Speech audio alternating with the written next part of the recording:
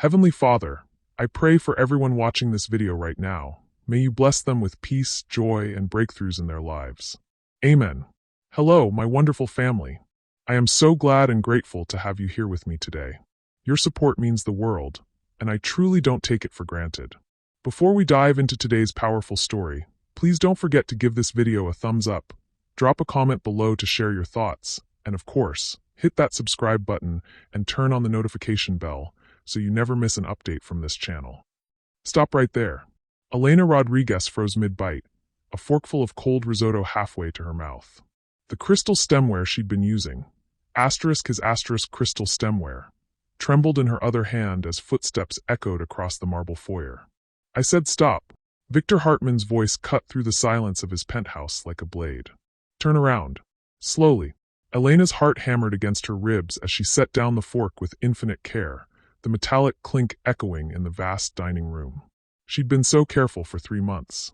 So careful to never leave a trace, never take more than scraps, never let him see the desperate hunger that gnawed at her insides every single day. Mr. Hartman. Her voice came out as barely a whisper. I didn't expect you back until... Until when? Until you'd finished helping yourself to everything I own. Elena turned to face him, her worn black uniform a stark contrast to his expensive suit. Even in her terror, she couldn't help but notice how the stress lines around his eyes had deepened since his wife's funeral 6 months ago. How his usually perfectly styled hair looked disheveled, as if he'd been running his hands through it. Hello there, wonderful viewers. I'm so glad you've joined me for what might be one of the most powerful stories you'll hear today. One that will challenge everything you think you know about judgment, compassion, and the hidden battles people fight every single day. Victor's gray eyes blazed with fury as he took in the scene. His missing dinner plate, the chair pulled out from his table, the small pile of prescription bottles Elena had hastily tried to conceal behind the wine decanter. 3 months, he said, his voice dangerously low. 3 months I've trusted you in my home, given you access to everything. And this is how you repay that trust. Please, Mr. Hartman, if you'll just let me explain. Explain what? That you've been stealing from me? That every time I leave this house, you treat it like your personal restaurant. Elena's dark eyes filled with tears, but she lifted her chin with a dignity that should have been impossible for someone caught red-handed. Yes. The simple honesty of it stopped Victor cold. He'd expected denials, excuses, the desperate lies of someone caught in the act. Not this quiet admission that somehow made him feel like he was the one who'd done something wrong. Yes, I've been eating your leftovers, Elena continued, her accented English thick with emotion. Yes, I've been using your dishes. And yes, I would do it again. You would, Victor's voice cracked with disbelief. Do you have any idea what this job means? What I could do to you right now? 1 phone call, and you'll never work in this city again. 1 call to immigration, and my daughter dies. The words hung in the air between them like a physical blow. Victor's mouth opened, then closed, the threat he'd been about to make suddenly ash on his tongue. Elena's hands were shaking now, but she pressed on. So yes, Mr. Hartman, I would steal your food again. I would risk everything again. Because the alternative. She gestured toward the prescription bottles with a trembling hand. The alternative is watching my little girl disappear a piece at a time while I stand by helpless. Victor's eyes followed her gesture, and for the first time, he really looked at what she'd been trying to hide. The bottles weren't random. They were organized with military precision. Dates written in careful script. Dosage instructions in both English and Spanish. And there, partially hidden beneath Elena's worn purse, a hospital bracelet small enough to fit a child's wrist. How old? The question escaped him before he could stop it. 7. Elena's voice broke on the word. She would have been 8 next week. Would have been. Victor felt something cold and terrible settle in his stomach. What do you mean would have been? Elena closed her eyes, and when she opened them again, Victor saw an ocean of pain that made his own grief look like a shallow puddle. The doctors, they say we have maybe 2 weeks left.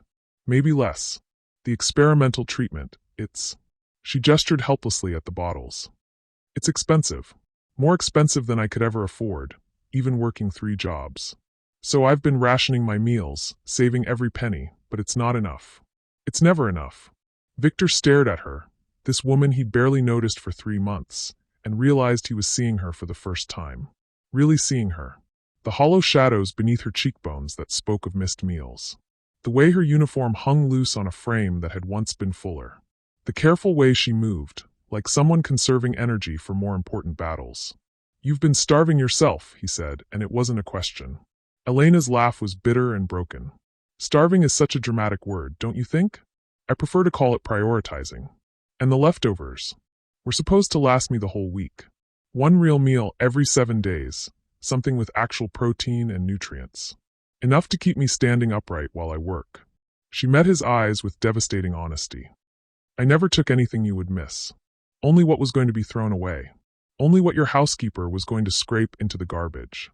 Victor felt the world tilt beneath his feet. Every assumption he'd made, every conclusion he'd jumped to, crumbled like sand. This wasn't theft. This was survival. This was a mother doing whatever it took to save a few dollars for medication that might buy her daughter another day. "Why didn't you tell me?" The question came out rougher than he intended. "Tell you what?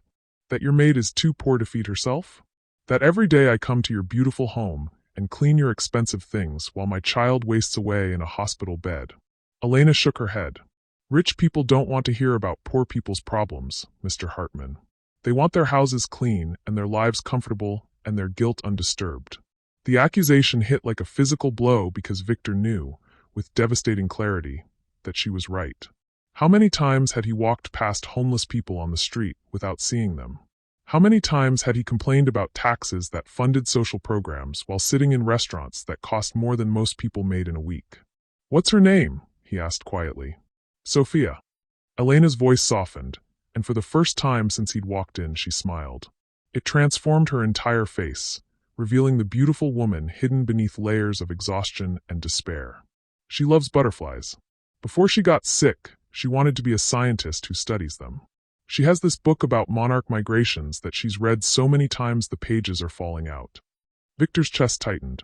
6 months ago, he'd buried his own wife, lost the only person who'd ever made him feel truly human. But Elena was losing a child, something so much worse that his grief felt selfish in comparison. "The experimental treatment," he said. "How much?" Elena's smile disappeared. "It doesn't matter." "How much?" $200,000. The number fell between them like a stone. For a chance. Not even a guarantee. Just a chance that she might live to see 9. Victor's mind reeled. $200,000. It was less than he'd spent on his watch. Less than the bonus he'd earned last quarter. Less than the wine collection he'd bought and never opened. "And you've been trying to save that much on a maid's salary." "I've been trying to save every penny of that much. The treatment has to be paid in full up front. No payment plans, no insurance coverage. Just hope and cash that I don't have." Victor looked at this woman, really looked at her, and saw something that shattered every cynical assumption he'd ever made about the world. He saw love. Pure, desperate, sacrificial love that would endure any humiliation, any hardship, any pain for the chance to save what mattered most. "The pills," he said, gesturing toward the bottles. "What are those?" "Pain medication. For the final stages." Elena's voice was barely audible now. "When the treatments stop working. When there's nothing left to do but make her comfortable." The casual brutality of it, a mother having to plan her child's death while still fighting for her life, left Victor speechless. He'd thought he understood suffering. He'd thought losing Margaret had taught him about real pain. But this was something else entirely. This was love staring into the abyss and refusing to blink. "Show me," he said suddenly. "What?" "Show me the hospital records. The treatment information. The costs. Everything." Elena stepped back as if he'd struck her. "Mr. Hartman, I don't want your pity." "This isn't pity." "Then what is it?" Victor looked at her for a long moment. This proud woman who'd been stealing scraps to save pennies for a miracle she couldn't afford. This mother who'd endured his anger and his threats with dignity intact because she had something worth fighting for. "I don't know yet," he admitted. "But it isn't pity." Elena studied his face, searching for something. Mockery, false charity, the cruel amusement of someone who'd discovered an interesting toy. Whatever she was looking for, she apparently didn't find it because she nodded slowly and reached for her purse. "The hospital is Saints Memorial," she said, pulling out a folder thick with papers.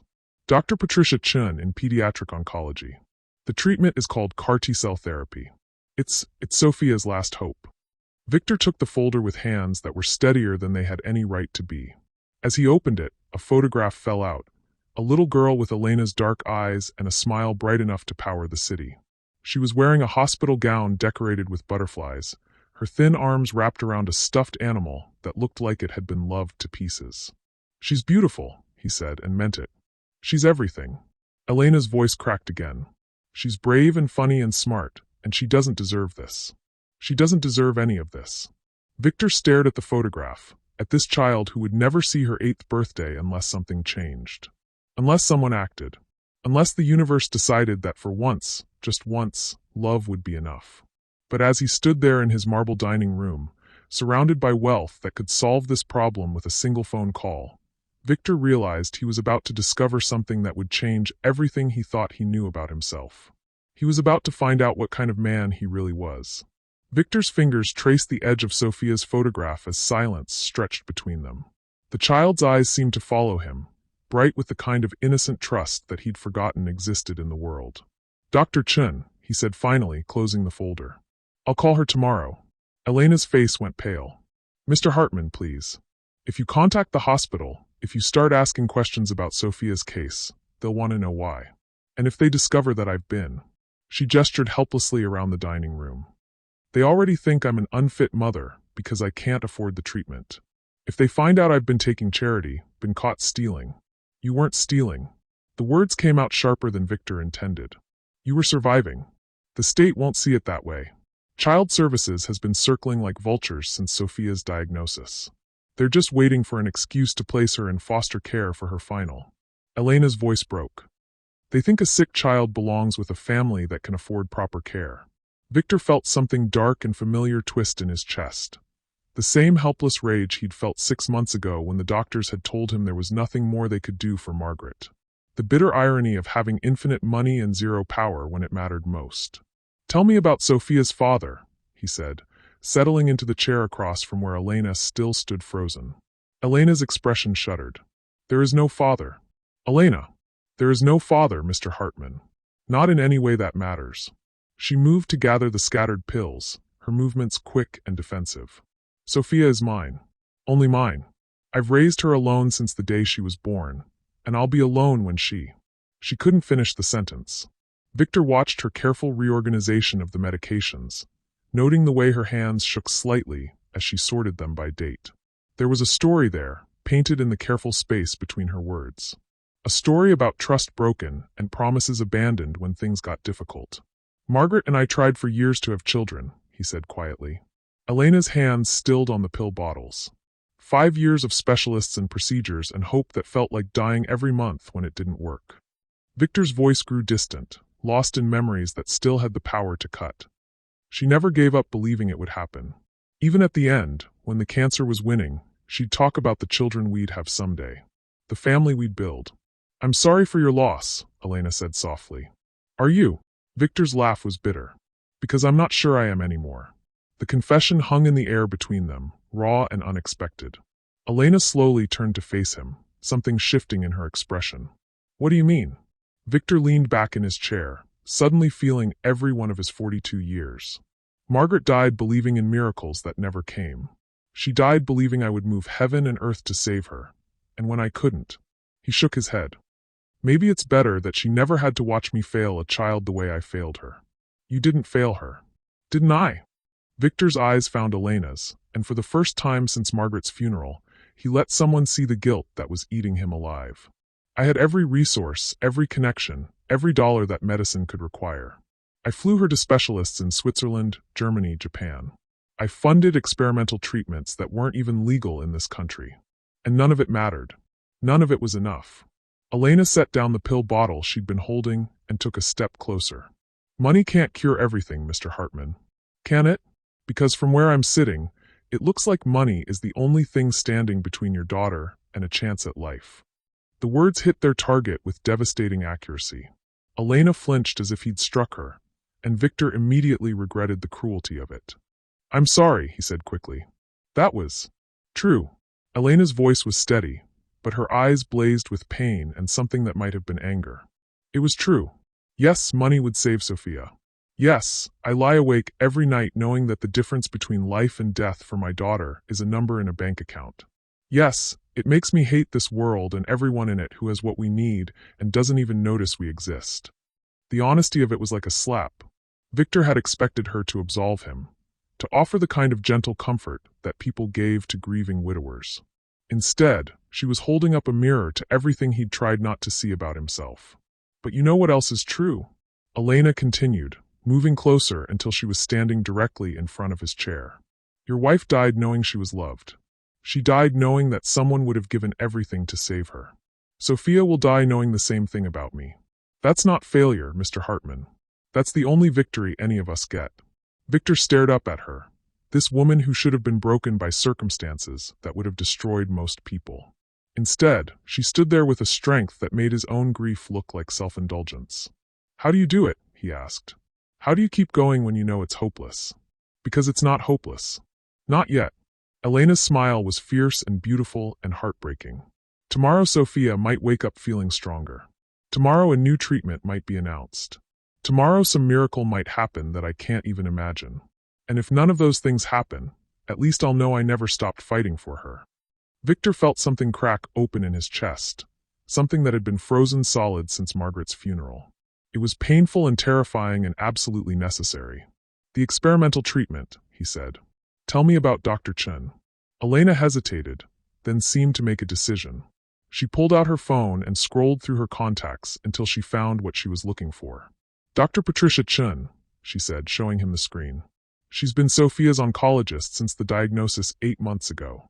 She's the one who told me about the CAR-T therapy, but she's also the one who warned me that even if we could afford it, there's only a 30% chance of success.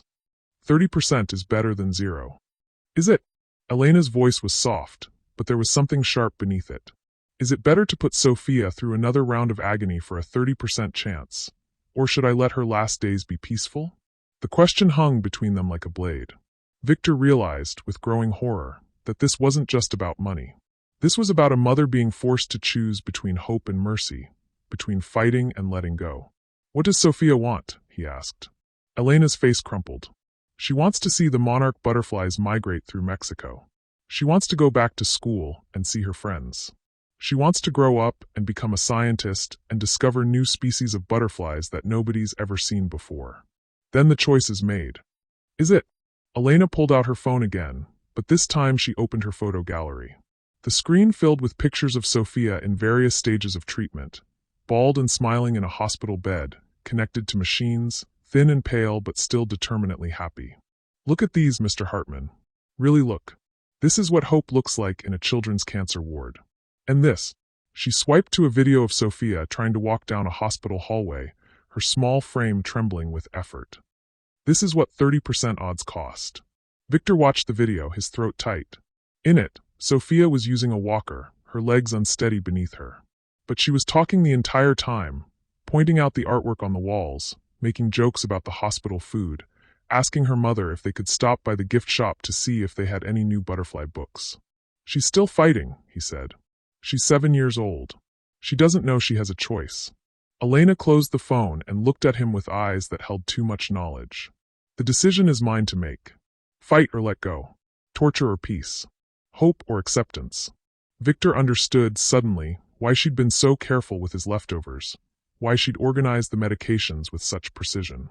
She wasn't just fighting for Sophia's life. She was fighting for the right to make an impossible choice. There's something else, Elena said, her voice dropping to barely above a whisper. Something I haven't told you. Victor's stomach clenched. What? Dr. Chen called me this morning. There's been a development. What kind of development? Elena was quiet for so long that Victor thought she wasn't going to answer. When she finally spoke, her words changed everything. Another child in the trial died last week. Same diagnosis as Sophia, same age, same treatment protocol. She met his eyes with devastating honesty. The success rate isn't 30% anymore, Mr. Hartman. It's dropped to 15%. The bottom fell out of Victor's world. 15%. 15% chance that the treatment works. 85% chance that we put Sophia through hell for nothing. That we spend her last weeks making her suffer instead of making her happy. Victor stared at her, understanding now why she'd looked so broken when he'd found her with his leftovers. She wasn't just stealing food to save money. She was stealing moments of normalcy in a world that had become impossible to navigate. But there's more, Elena continued, and her voice took on an edge that made Victor's blood run cold. Dr. Chen also told me that there's a waiting list for the treatment. 37 children ahead of Sophia, all with families who can afford to pay immediately.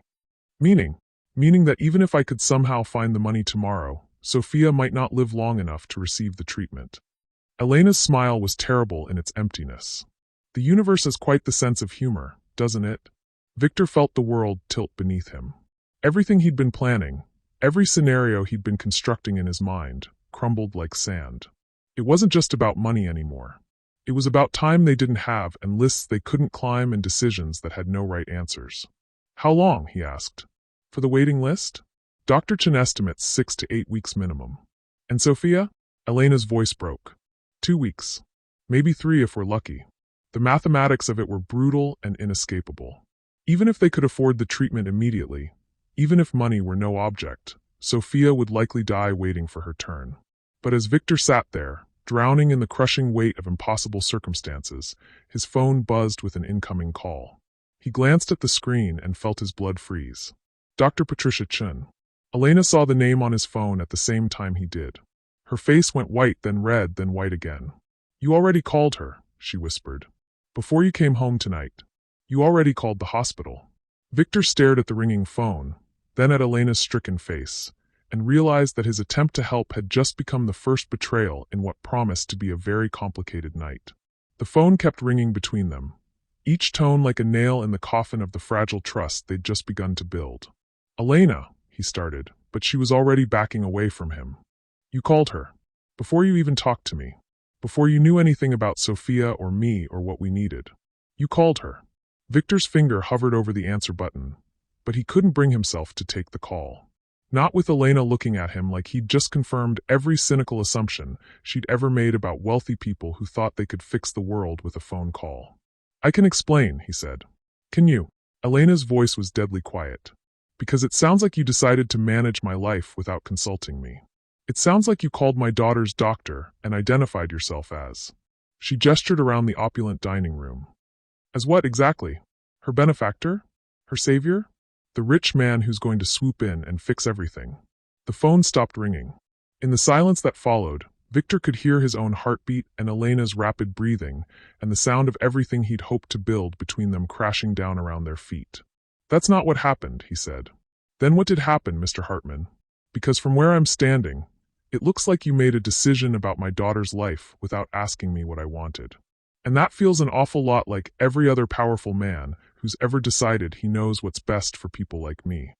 Victor felt the weight of her accusation, and worse, the weight of its truth. In his eagerness to help, he'd done exactly what she'd accused him of. He'd acted without thinking, assumed without asking, decided that his resources gave him the right to intervene in her life. But as he sat there, drowning in shame and the ruins of his good intentions, Elena's phone rang. Dr. Chen was calling her too. And something in Elena's expression as she saw the doctor's name told Victor that this call was going to change everything in ways neither of them could possibly expect. Elena stared at Dr. Chen's name on her phone screen, her thumb hovering over the answer button. The phone rang once, twice, 3 times while she and Victor locked eyes across the dining room. Answer it, Victor said quietly. Not until you tell me exactly what you said to her. Elena, please. Just. She answered the call. Mrs. Rodriguez? Dr. Chen's voice was strained, urgent in a way that made Elena's heart skip. I need you to come to the hospital immediately. What's wrong? Is Sophia? Sophia is stable, but there's been a development. A significant development that we need to discuss in person. Dr. Chen paused, and Elena could hear voices in the background, the controlled chaos of a hospital in crisis mode. Mrs. Rodriguez, I received a very unusual call tonight from a Mr. Victor Hartman. He claimed to be calling about your daughter's case, but when I pressed him for details, Elena's eyes shot to Victor, who had gone completely pale. What did he say? Elena whispered into the phone. He asked about experimental cancer treatments, but not for Sophia. He was asking about treatments for pancreatic cancer. Specifically, he wanted to know if we had any remaining doses of a drug called GEMS-RT that was part of a trial we completed 6 months ago. Elena felt the world tilt. I don't understand. Neither did I, until I checked our records. Mrs. Rodriguez, GEMS-RT was the experimental treatment we offered your daughter's father last year. The treatment he declined because... Dr. Chen's voice softened. because he said he couldn't afford to leave his family in debt for a 15% chance of survival. The phone slipped from Elena's hand, clattering onto the marble floor. Victor moved forward, but Elena held up a hand to stop him, her face a mask of confusion and growing horror. "Sophia's father," she said slowly. "You knew Sophia's father." Victor's silence was answer enough. Elena bent to retrieve her phone, her movements mechanical, robotic. "Dr. Chin? Are you still there?" "Yes, I'm here. Mrs. Rodriguez, I think there's been some confusion. Can you come to the hospital? And can you bring Mr. Hartman with you? Because according to our records, he was listed as Diego Rodriguez's emergency contact before Mr. Rodriguez passed away." Elena's legs gave out. She collapsed into the nearest chair, the phone still pressed to her ear, staring at Victor with an expression of absolute devastation.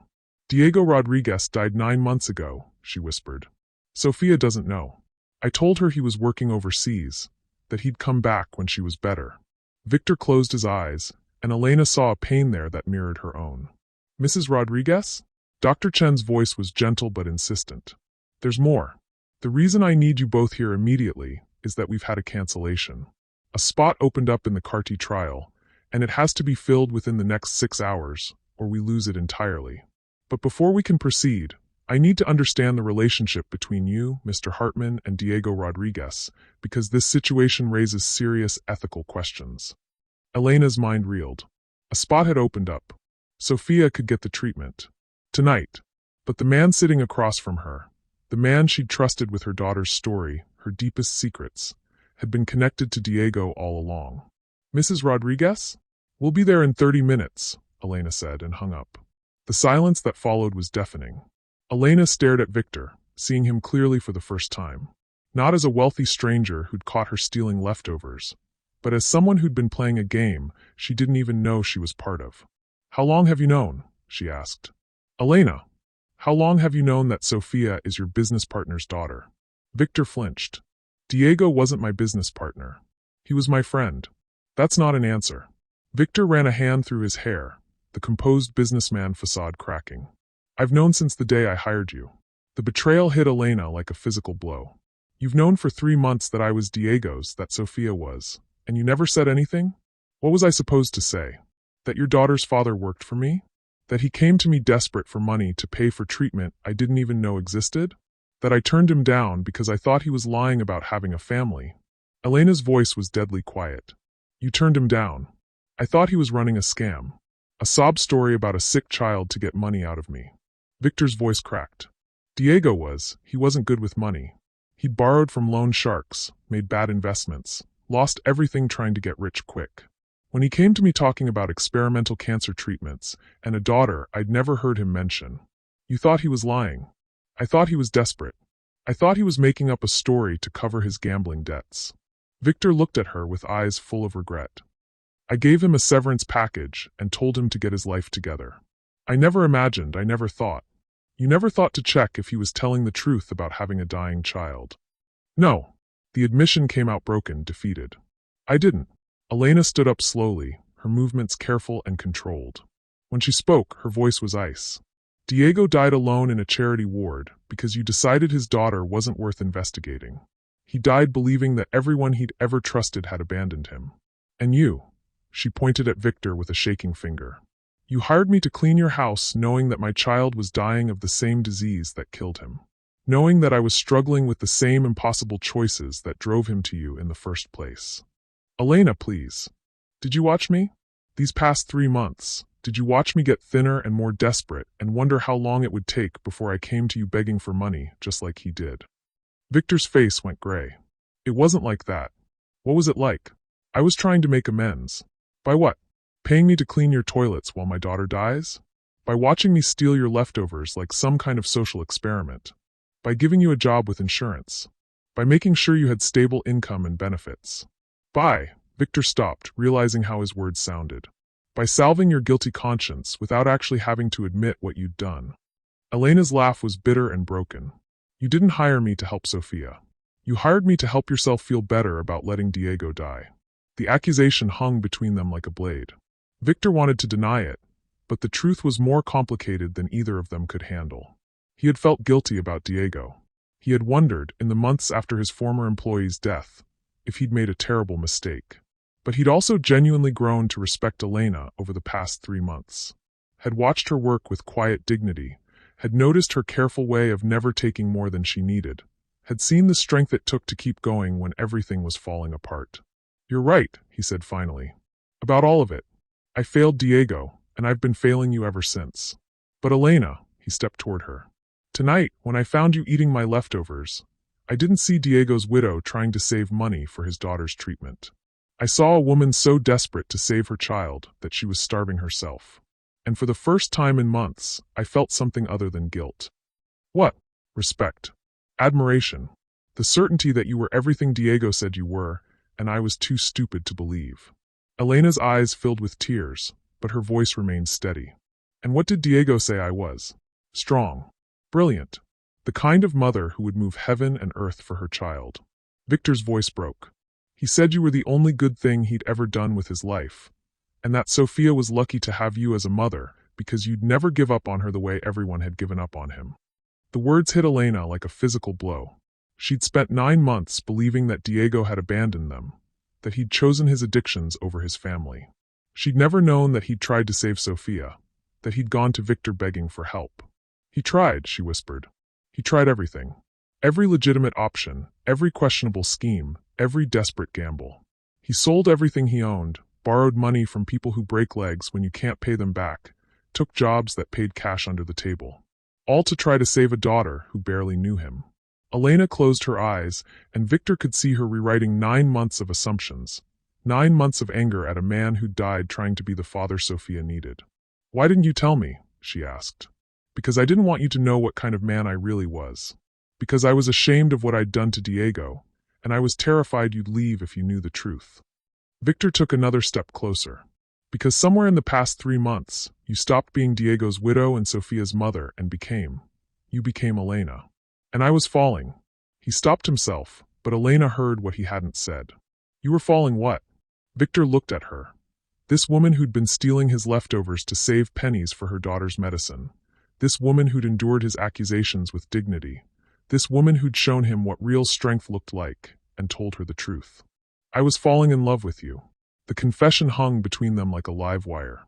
Elena stared at him, her face cycling through shock, anger, pain, and something that might have been hope. But before either of them could process what he'd just said, Elena's phone rang again. This time it was Sophia's hospital number, but not Dr. Chin. The caller ID showed, "ICU emergency." Elena answered without thinking. "Hello, Mrs. Rodriguez? This is Nurse Martinez from the pediatric ICU. I need you to come to the hospital immediately. Sophia's condition has deteriorated rapidly in the past hour. She's asking for you." Elena's face went white. "What do you mean deteriorated?" "Her oxygen levels are dropping, and she's having difficulty breathing. Dr. Chin is with her now, but..." The nurse's voice softened. "You should come quickly, Mrs. Rodriguez. And if there's anyone else who should be here, family, friends, you might want to call them now." Elena's phone slipped from her numb fingers. Victor caught it before it hit the floor. "We'll be there in 15 minutes, he told the nurse, then hung up. Elena was staring at nothing, her face blank with shock. "She's dying. Right now, while we're standing here arguing about the past, Sophia is dying." Victor grabbed his keys from the table. "We'll make it. The treatment slot. If she's too sick for the treatment, we'll figure it out. Victor, if she dies tonight, if we're too late because we were here playing truth or dare with our guilt." Victor took her hands, stopping the spiral of panic before it could consume her. "Elena, look at me." She met his eyes, and he saw a terror there that made his own grief look simple. "We're going to save her," he said. "Whatever it takes, whatever it costs, whatever rules we have to break. We're going to save Sophia." "How can you promise that?" "Because I failed Diego, and I'll be damned if I fail his daughter too." Victor's voice was steel. "Because you're the strongest person I've ever met, and if anyone can pull off a miracle, it's you. And because what? Because I'm in love with you, and that means Sophia is mine to protect too." Elena stared at him, this man who'd been a stranger an hour ago and was now offering to move heaven and earth for a child he'd never met. This man who'd failed her family once and was determined not to fail them again. "The treatment," she said. "If Sophia is stable enough, if the slot is still available, I'll pay for it. Victor, it's $200,000. I'll pay for it, he repeated. Tonight. Right now. Whatever it takes. Elena felt something shift inside her, something that had been frozen since Diego's death. It wasn't forgiveness, that would take time. It wasn't trust, that would have to be earned. But it was hope. Real, terrifying, impossible hope. All right, she said. Let's go save my daughter. As they rushed toward the elevator, Elena's mind raced with everything that had changed in the past hour. She'd learned that Diego had tried to save Sofia, that Victor had failed them both, that Sofia's last chance was slipping away even as a new opportunity presented itself. But more than that, she'd learned that sometimes the people who fail you can become the people who save you. That sometimes love comes dressed as betrayal, and sometimes miracles wear the face of the person you least expect. The elevator doors closed around them, and Elena realized that whatever happened at the hospital, nothing would ever be the same. They were about to fight for Sofia's life together, and that fight would either destroy them both or forge them into something stronger than either of them could imagine. As the floors ticked by, Elena found herself hoping, despite everything, despite the odds, despite the fear, that it would be the latter. Sofia was waiting for them, and Elena was no longer facing this battle alone. The pediatric ICU at Saints Memorial was a maze of beeping machines and worried whispers. Elena's heels clicked against the polished floor as she and Victor rushed toward Sofia's room, guided by a nurse whose expression told them everything they needed to know about how little time they had left. "She's been asking for you every few minutes," Nurse Martinez said, her voice gentle but urgent. "Dr. Chen is with her now, along with Dr. Williams from the CAR-T team. They're trying to determine if she's stable enough for the procedure." Elena's hand found Victor's as they approached the door. She squeezed once hard, and he squeezed back, a moment of connection that said everything they couldn't voice aloud. "Mom." Sofia's voice was barely a whisper, but it stopped Elena in her tracks. Through the glass window, she could see her daughter connected to more machines than she'd ever seen before. Oxygen tubes snaked across her small face, and her dark eyes, so like Elena's, were bright with fever and fear. "I'm here, baby," Elena called through the door. "I'm right here." Dr. Chen looked up from Sofia's chart, her expression carefully neutral. "Mrs. Rodriguez." "Mr. Hartman. Thank you for coming so quickly." Elena moved to Sofia's bedside, brushing a strand of dark hair from her daughter's forehead. "How are you feeling, mi amor?" "Tired," Sofia whispered. "But Mom, the butterflies are back." Elena's heart clenched. Sofia had been having hallucinations for weeks, beautiful visions of butterflies that she insisted were real. The doctors said it was a side effect of the pain medication, but Sofia described them with such vivid detail that Elena sometimes wondered if her daughter was seeing something the rest of them couldn't. "Tell me about them," Elena said, settling into the chair beside the bed. "They're different tonight. Bigger. And there's one that looks like..." Sofia's eyes drifted to Victor, who was standing uncertainly by the door. "Who's that man, Mom? He feels familiar." Elena's throat tightened. Sofia had been too young when Diego left to remember him clearly, but sometimes she said things that suggested some part of her recognized her father's presence in the world. "This is Mr. Hartman," Elena said carefully. He's here to help us."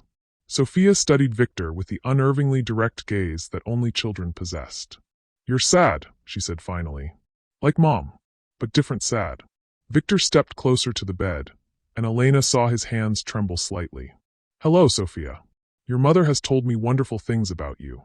Did she tell you about my butterfly book? It has all the migration patterns, and there's this one species that travels 3,000 miles just to lay their eggs in the same trees their great-great-grandmothers used." Sofia's voice grew stronger as she talked about her passion. "Dr. Chen says I might get to see them migrate if the new treatment works." "Sofia," Dr. Chen interjected gently, "we need to talk to your mom and Mr. Hartman about that treatment." Elena felt Victor's presence behind her as Dr. Chen led them to a small conference room adjacent to Sofia's room. Through the glass wall, they could still see Sofia, now being attended by two nurses who were adjusting her oxygen levels. "The situation has become more complicated," Dr. Chen began, settling into her chair with the weariness of someone who'd been delivering impossible news for too many years. "Sofia's condition has deteriorated faster than we anticipated. The cancer has spread to her lungs, which is why she's having breathing difficulties." Elena's world tilted. "What does that mean for the treatment?" "It means we're looking at a much more aggressive timeline. If we're going to attempt the CAR-T therapy, it has to be now." Tonight. But, Dr. Chen paused, studying both of their faces. There are several complications we need to address first. Victor leaned forward. What kind of complications? Let's start with the financial aspect. The treatment costs have increased since our last conversation, Mrs. Rodriguez. The new protocol requires additional medications and extended hospitalization. We're looking at $350,000, paid in full before we can begin. Elena felt the blood drain from her face. $350,000. Even with Victor's offer to help, that was an impossible sum. I'll pay it, Victor said immediately. Dr. Chen's expression grew troubled. Mr. Hartman, that brings us to the second complication. I've been doing some research since your call earlier, and I'm concerned about the ethics of this arrangement. What do you mean? You were Diego Rodriguez's employer. You were listed as his emergency contact, which suggests a close relationship. Yet according to our records, you declined to help with his treatment costs when he approached you last year. Dr. Chen's voice was carefully neutral, but Elena heard the judgment beneath it. Now you're offering to pay for his daughter's treatment. The Hospital Ethics Board needs to understand your motivation. Elena felt Victor tense beside her. My motivation is saving a child's life. Is it? Or is it guilt over your decision regarding Mr. Rodriguez? The question hung in the air like an accusation. Elena saw Victor's jaw clench, saw the way his hands fisted at his sides. Does it matter? Elena asked quietly. If Victor is willing to pay for Sophia's treatment, does it matter why? Dr. Chen turned to her with sympathetic eyes. Mrs. Rodriguez, the ethics board is concerned that this could be seen as coercion. That Mr. Hartman might be using his financial resources to influence your decisions regarding Sophia's care. That's ridiculous. Is it? You're Mr. Hartman's employee. You've been financially dependent on him for months. Now he's offering to pay for your daughter's treatment. The board needs to ensure that you're making medical decisions based on Sophia's best interests, not on financial pressure or emotional manipulation. Elena felt her temper flare. Are you suggesting I can't make decisions about my own daughter? I'm suggesting that the power dynamic between you and Mr. Hartman raises questions that need to be addressed before we can proceed. Victor stepped forward. Dr. Chen, what do you need from us to satisfy the ethics board? Complete transparency about your relationship with the Rodriguez family. Documentation proving that this arrangement is purely charitable and not conditional on any future obligations. And, Dr. Chen hesitated. We need to involve child services to ensure that Sophia's best interests are being protected. Elena's blood turned to ice. Child services? It's standard procedure when there are questions about a family's ability to make informed medical decisions. They'll need to interview both of you, review your living situation, and... No! Elena stood up so quickly her chair toppled backward. Absolutely not. Mrs. Rodriguez. I've managed to keep child services away from Sophia for 8 months. I've proven that I can provide for her, care for her, make the right decisions for her. I won't let them anywhere near her now. Dr. Chen's expression softened. Mrs. Rodriguez, I understand your concerns, but... Do you understand that child services has been looking for any excuse to place Sophia in foster care since her diagnosis? Do you understand that they think a dying child belongs with a family that can afford perfect care, rather than with her mother, who's been fighting for her every single day? Victor placed a hand on Elena's shoulder. Elena, if it means Sophia gets the treatment. Elena spun to face him. Easy for you to say. You're not the one they'll paint as an unfit mother. You're not the one who'll lose custody of her child in her final weeks because some bureaucrat decides that poverty equals neglect. That won't happen, won't it? I've been cleaning houses for 12 hours a day to pay for Sophia's medications. I've been living on 1 meal a week to save money for her treatment. I've been doing everything possible to keep us together, and now you want me to open our lives to government scrutiny so you can feel better about what happened to Diego. The accusation hit its mark. Victor flinched, and Elena saw her words land like physical blows. But before either of them could respond, alarms began blaring from Sophia's room. Through the glass wall, they could see nurses rushing around Sophia's bed. Her oxygen levels were dropping, and her small body was convulsing as she struggled to breathe. I have to go, Dr. Chen said, rushing toward the door. The ethics board meets in 2 hours. If you want Sophia to have any chance at this treatment, you need to resolve these issues before then. Elena and Victor stood frozen as medical personnel swarmed Sophia's room. Elena's little girl, her brave, brilliant, butterfly-loving daughter, was fighting for her life 10 feet away, and there was nothing Elena could do but watch. "This is my fault," Victor said quietly. "Yes, it is." Elena's voice was flat, empty. "If you'd helped Diego when he asked, Sophia would have gotten treatment a year ago when she was stronger. If you'd told me the truth from the beginning, we wouldn't be facing an ethics review.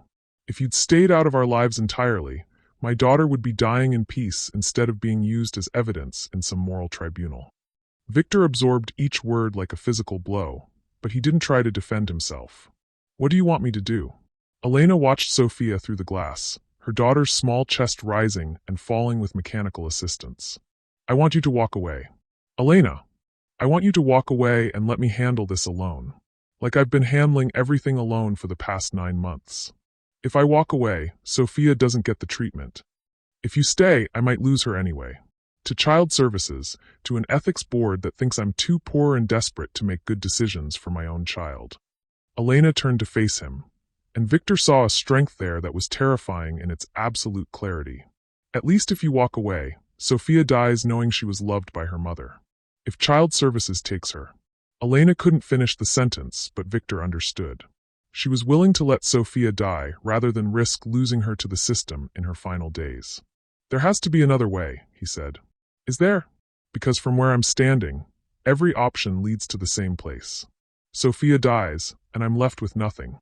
Victor stared at this woman who'd been stealing his leftovers to save pennies for medicine, who'd endured his accusations with dignity, who'd trusted him with her deepest secrets only to discover he'd been keeping devastating secrets of his own. He thought about Diego, about the second chance he'd thrown away, about the little girl fighting for her life 10 feet away who deserved better than the world was giving her. And then he thought about Margaret, about promises he'd made to a dying woman, about the kind of man she'd believed him to be. "Elena," he said quietly, "what if I told you there was a way to save Sophia without involving child services? Without the ethics board? Without any of the complications we're facing right now?" Elena's eyes narrowed. "I'd say you're lying. Because there's no way around hospital protocol. There's no way to skip the approval process. There's no way to." She stopped, studying his face with growing suspicion. "Victor, what aren't you telling me?" Victor looked through the glass at Sophia, small and fragile and fighting for every breath. He thought about the phone calls he'd made that afternoon, the favors he'd called in, the arrangements he'd put in place just in case the hospital bureaucracy became an obstacle. He thought about the private medical jet waiting at the airport, fueled and ready for takeoff. He thought about the clinic in Switzerland where experimental treatments weren't subject to American ethics boards and financial arrangements could be made discreetly. He thought about the choice he was about to offer Elena, a choice that would save Sophia's life but would require Elena to trust him completely, to disappear with him into a world where her daughter could receive treatment without interference, but where Elena would have no legal protections if he decided to betray her trust. "Victor," Elena said again, her voice sharp with growing alarm. "What did you do?"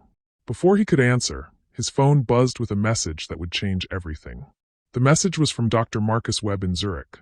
Transport approved. Treatment begins in 18 hours. Bring the patient immediately. Elena saw the message at the same time Victor did. She read it once, twice, then looked at him with an expression of absolute shock. "You arranged for Sophia to be treated in Switzerland?" "Yes. Without telling me. Without asking me.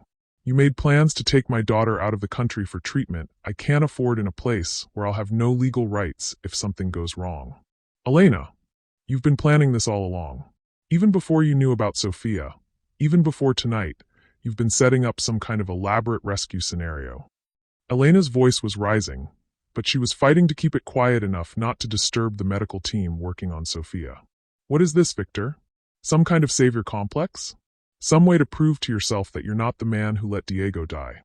Victor felt everything he'd hoped to build with Elena crumbling around him. But as he watched Sophia struggle for breath, as he saw the desperation in Elena's eyes, he knew there was only one thing that mattered. "Yes," he said simply. "It's all of those things. And it's also Sophia's only real chance at survival." Elena stared at him, this man who'd just admitted to manipulating her life for his own psychological needs, who was offering to save her daughter in exchange for complete trust she had no reason to give. "The plane leaves in 4 hours, Victor continued. "Dr. Webb is one of the best pediatric oncologists in Europe.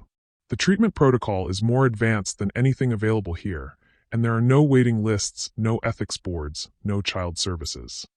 And if I say no? Then Sophia dies here, in this hospital, while bureaucrats debate whether her mother is fit to make decisions about her care. Elena felt the terrible weight of an impossible choice. Trust the man who'd already betrayed her family once, or watch her daughter die while strangers questioned her fitness as a mother. But as she stood there, torn between impossible options, a soft voice called from Sophia's room. "Mom, the butterflies, they're telling me something." Elena rushed to the bedside, Victor close behind her. Sophia's eyes were bright with fever, but her voice was clearer than it had been in days. "What are they telling you, baby?"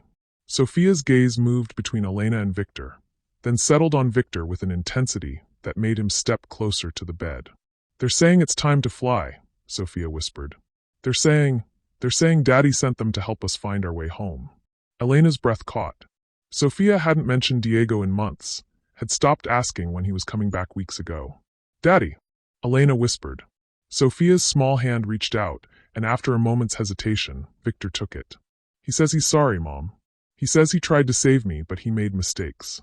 He says," Sophia's voice grew fainter, "he says this man will help us if we trust him. He says sometimes angels come disguised as the people who failed us before." Victor felt tears he didn't know he was capable of sliding down his cheeks. Elena was crying too, but she was also staring at him with an expression he couldn't read.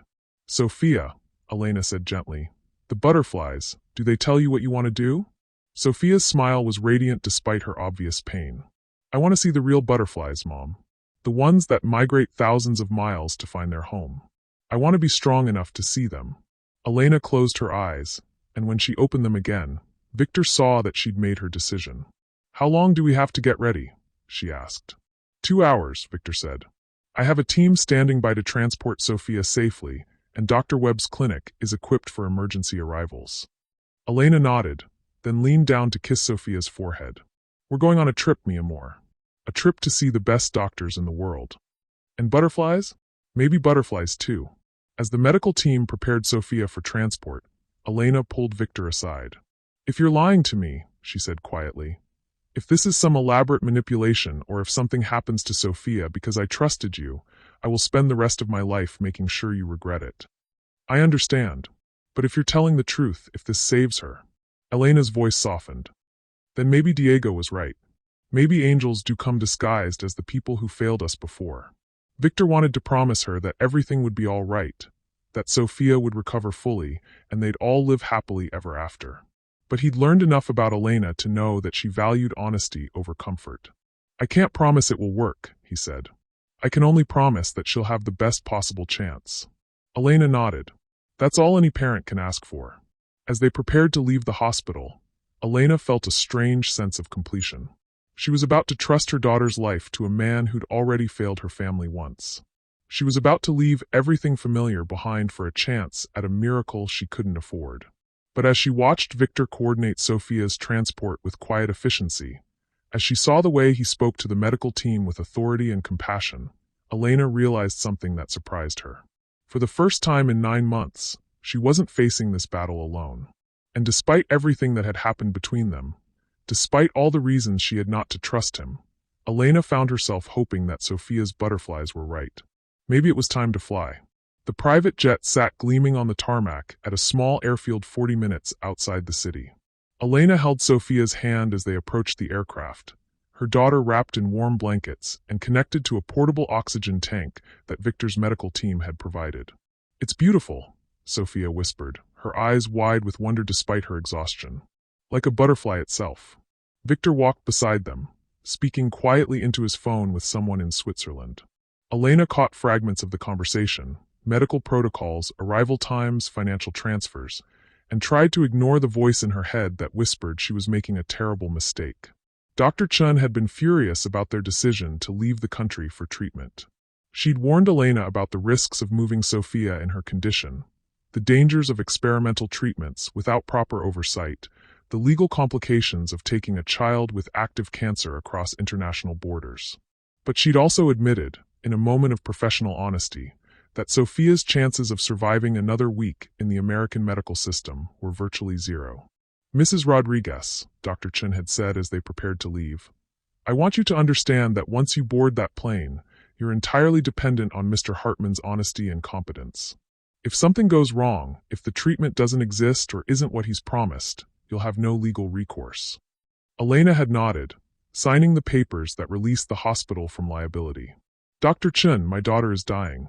If there's even a chance that this treatment could save her, I have to take it. Now, as they approached the jet, Elena tried to push down the growing unease that had been building since they'd left the hospital. Victor had been making phone calls constantly, speaking in rapid bursts to people whose names she didn't recognize. Medical teams, flight coordinators, customs officials. He seemed to have an entire network of people working to make this journey possible. It should have been reassuring. Instead, it felt overwhelming. The medical bay is fully equipped, Victor said, ending his latest call and falling into step beside her. Dr. Sarah Kim will be our flight physician. She's one of the best in the field. She'll monitor Sophia during the entire flight. Elena nodded, but something in his tone made her look at him more closely. There was a tension around his eyes that hadn't been there at the hospital, a careful quality to his words that suggested he was choosing them very precisely. How did you arrange all of this so quickly? She asked. I have good connections in the medical field. That's not an answer. Victor paused at the base of the aircraft steps. Elena, I know this feels overwhelming. I know you're scared. But right now, the most important thing is getting Sophia to Switzerland safely. Victor. Elena's voice was firm. How did you arrange all of this so quickly? Before Victor could answer, a woman in medical scrubs approached them from the plane. She was young, maybe 30, with the kind of efficient competence that spoke of extensive training. Dr. Kim, Victor said, relief evident in his voice. Thank you for coming on such short notice. Dr. Kim smiled warmly at Elena and Sophia. Mrs. Rodriguez, I'm so glad we could make this work. Sophia, you must be excited about your big adventure. Sophia nodded weakly. Are you going to take care of me on the airplane? I am. And I brought some special medicine that will help you feel more comfortable during the flight. As Dr. Kim began explaining the medical arrangements, Elena found herself studying the woman's credentials badge. Something about it looked wrong. Too new, too perfect, like it had been created recently rather than earned through years of medical practice. Dr. Kim, Elena said carefully, what's your specialty? Pediatric oncology, with a focus on experimental treatments. And you're licensed to practice in Switzerland? Dr. Kim's smile faltered slightly. I'm part of Dr. Webb's international consulting team. My credentials have been verified through the appropriate channels. Elena felt a chill that had nothing to do with the evening air. What channels? Elena, Victor interrupted. We should get Sophia settled in the medical bay. The flight is already delayed, and Dr. Webb is waiting for us. In a minute. Elena's eyes never left Dr. Kim's face. Doctor, could you show me your medical license? I'd like to verify your credentials before I trust you with my daughter's care. Dr. Kim glanced nervously at Victor. Mrs. Rodriguez, I assure you that Mr. Hartman has verified all of my. I want to see your license. Elena, please. Victor stepped between them. Dr. Kim is highly qualified. We've run out of time for this kind of verification process. Elena felt something cold and terrible settle in her stomach. Show me her license, Victor. We need to go. Now. Show me her license, or we're not getting on this plane. Victor stared at her for a long moment, and Elena saw something flicker across his face. Frustration, calculation, and what looked like panic. Dr. Kim, he said finally, could you give us a moment? The young woman nodded and quickly retreated toward the plane. Elena watched her go, noting the way she moved. Not with the confident stride of an experienced physician, but with the uncertain steps of someone who was in over her head. She's not a real doctor, Elena said quietly. Elena, she's not a real doctor, is she, Victor? How many other people on your medical team are fake? Victor ran a hand through his hair, the composed facade finally cracking. It's more complicated than that. Is it? Because from where I'm standing, it looks like you've assembled a team of actors to convince me to put my dying daughter on a plane to nowhere. The clinic in Switzerland is real. Dr. Webb is real. The treatment protocol exists. But this doctor isn't real. This medical team isn't real. How much of this elaborate rescue is actually just theater, Victor? Sophia stirred in Elena's arms, her small voice cutting through the tension. Mom, are we not going to see the butterflies? Elena's heart broke as she looked down at her daughter, who was fighting to stay conscious, who'd been clinging to hope for a miracle that might not exist. "We're going to see them, baby," Elena said softly. "But first Mommy needs to make sure we're going the right way." Elena looked back at Victor, and when she spoke, her voice was deadly calm. "Tell me the truth. All of it. Right now." Victor closed his eyes, and when he opened them again, Elena saw a pain there that looked like confession. Dr. Kim isn't a licensed physician. She's a nurse practitioner with experience in pediatric care, but she's not qualified to handle emergency medical situations. Elena felt the ground shift beneath her feet. What else? The flight crew isn't medically trained. The equipment on the plane is real, but it's not as sophisticated as what Sophia would have access to in a hospital. What else? Dr. Webb is real and the clinic exists, but... Victor's voice broke. But the treatment he's offering isn't the CAR-T therapy. It's an experimental drug cocktail that hasn't been approved for human trials in any country. Elena stared at him, the full scope of his deception washing over her like ice water. "You're asking me to put Sophia on a plane with fake medical staff to fly to a clinic in Switzerland for treatment that hasn't been approved for human use." "Yes. And you didn't think I had a right to know that? I knew you wouldn't agree if you understood the risks." "Of course I wouldn't agree. Because it's insane." Elena's voice rose, but she fought to keep it controlled for Sophia's sake.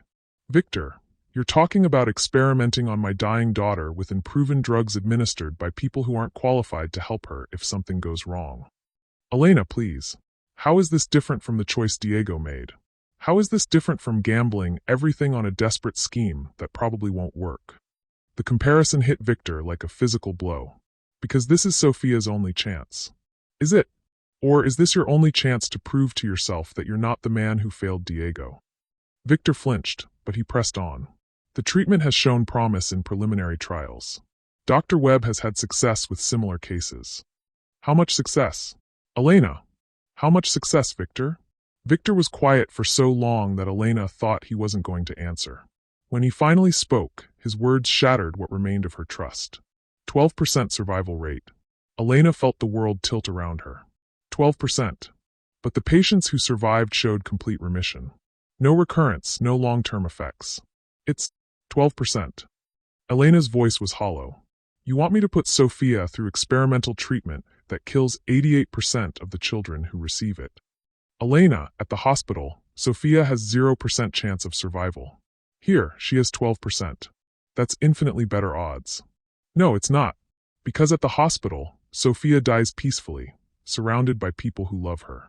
On your plane, she dies alone and in agony from experimental drugs that her body can't handle." Elena turned away from him, holding Sophia closer. Her daughter's breathing was labored, but she was still fighting, still clinging to life with the determination that had carried her through 8 months of hell. "Mom." Sophia's voice was barely a whisper. "Are you sad about the butterflies?" "No, baby. I'm not sad about the butterflies." "Good. Because they're here now. They're all around us." Sophia's eyes were bright with fever, but her smile was radiant. "Daddy's here too. He says he's proud of you for taking care of me. He says you're the bravest person he's ever known." Elena felt tears sliding down her cheeks. "What else does Daddy say?" "He says..." Sophia's gaze drifted to Victor, then back to Elena. "He says sometimes the right choice is the one that feels the most wrong. He says love means taking chances even when you're scared." Elena closed her eyes, feeling the weight of an impossible decision. Stay at the hospital and watch Sophia die peacefully over the next few days, or trust Victor with a treatment that would probably kill her daughter faster, but offered a tiny chance of salvation. "Sophia," Elena said gently, if you could choose, if you could decide what happens next, what would you want?" Sophia was quiet for a long moment, her small face serious with the kind of profound thought that only children facing mortality could achieve. "I want to try," she said finally. "Even if it doesn't work, I want to try. Because maybe I'll be one of the butterfly children who makes it home." Elena looked at Victor, this man who'd lied to her, manipulated her, and was now asking her to trust him with the most precious thing in her world. "If I agree to this," she said, "if I put Sophia on this plane, I need something from you. Anything. I need you to promise me that if the treatment doesn't work, if Sophia starts suffering, you'll help me bring her home. I need you to promise that she won't die alone in a foreign country." Victor's voice was thick with emotion. "I promise. And I need you to promise that you'll tell me the truth from now on." No more manipulation. No more withholding information. No more deciding what I can and can't handle. I promise. Elena studied his face, searching for any sign of deception, any hint that he was still playing games with her daughter's life. All right, she said finally. But Victor? Yes. If you break either of those promises, if you hurt Sophia or lie to me again, I will destroy you. I will spend whatever time I have left making sure the world knows exactly what kind of man you really are. Victor nodded, understanding that she meant every word. As they prepared to board the plane, Elena felt a strange sense of peace settle over her. She was about to gamble her daughter's life on a 12% chance administered by unqualified medical staff in a foreign country. By any rational measure, it was insane. But as Sophia had said, sometimes love meant taking chances even when you were scared. And as they climbed the stairs to the plane, Elena found herself hoping that Diego's butterflies would guide them safely through the darkness ahead. Because whether this journey ended in miracle or tragedy, at least Sophia would know that her mother had tried everything, absolutely everything, to save her. Even if it meant trusting the man who'd failed them before. But as the plane's engines roared to life and they lifted off into the night sky, Elena couldn't shake the feeling that Victor was still hiding something from her. Something that would change everything once again. Something that would test the fragile trust between them in ways neither of them could imagine. Through the small window, Elena watched the lights of the city disappear beneath them, carrying them away from everything familiar and toward a future that was entirely uncertain. In her arms, Sophia slept fitfully, her breathing assisted by machines that hummed with mechanical precision. And across the narrow aisle, Victor stared out at the darkness, his face reflecting a guilt and determination that Elena was only beginning to understand. They were flying toward hope or disaster, and there was no way to know which until they landed. But they were flying together, and somehow, that made all the difference. 3 hours into the flight, Sophia stopped breathing. Elena was dozing fitfully in the chair beside her daughter's makeshift medical bed when the alarms from the monitoring equipment jolted her awake. Sophia's small body was convulsing, her lips already turning blue as her oxygen levels plummeted. "Dr. Kim!" Elena screamed, but the young woman who rushed to Sophia's bedside took one look at the monitors and went pale. I need to check her airway," Dr. Kim stammered, her hands shaking as she reached for Sophia's throat. This shouldn't be happening." Elena's maternal instincts kicked in with devastating clarity. Dr. Kim had no idea what she was doing.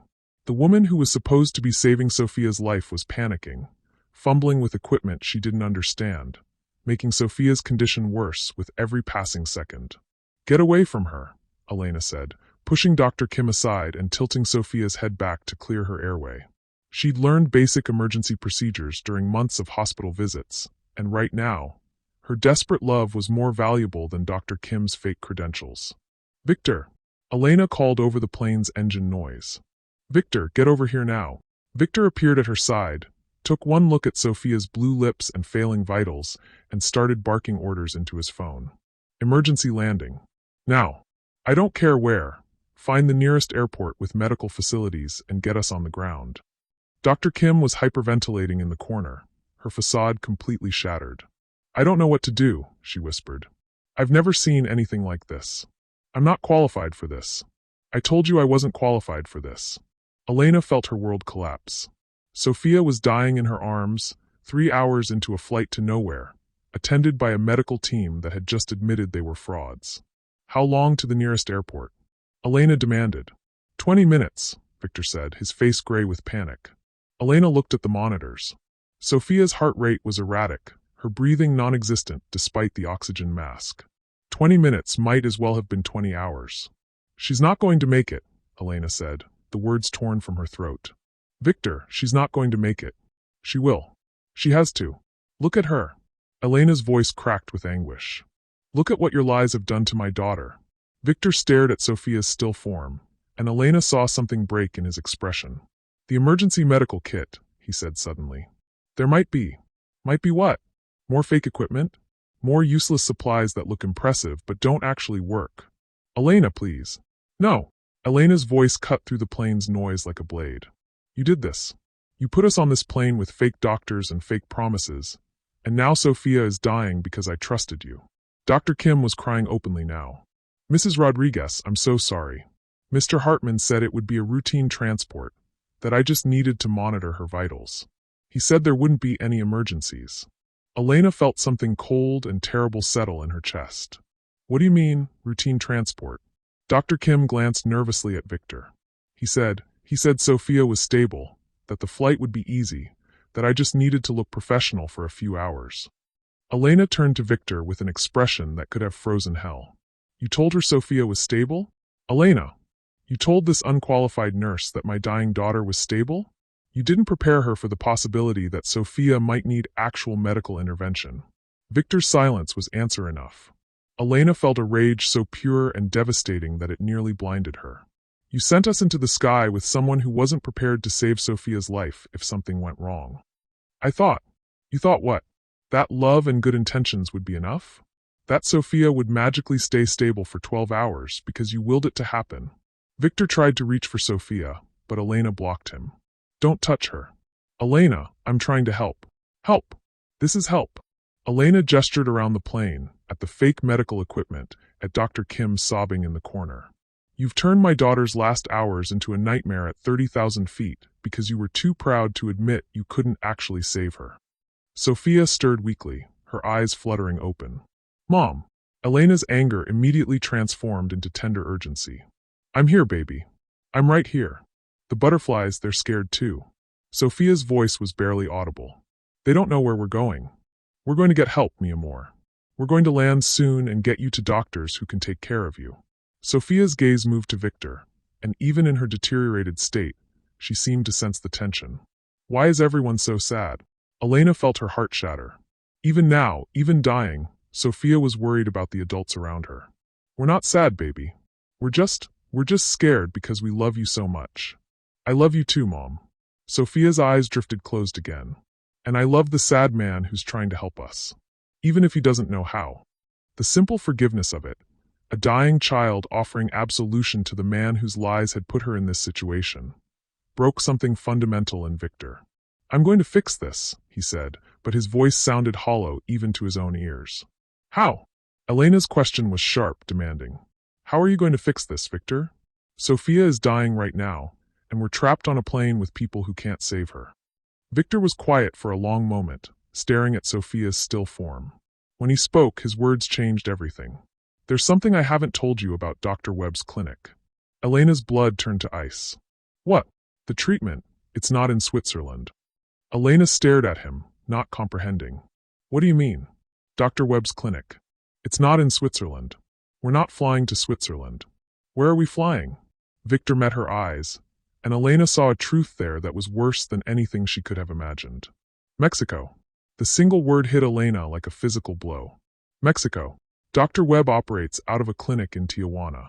The treatment is administered there because it's not legal in any developed country.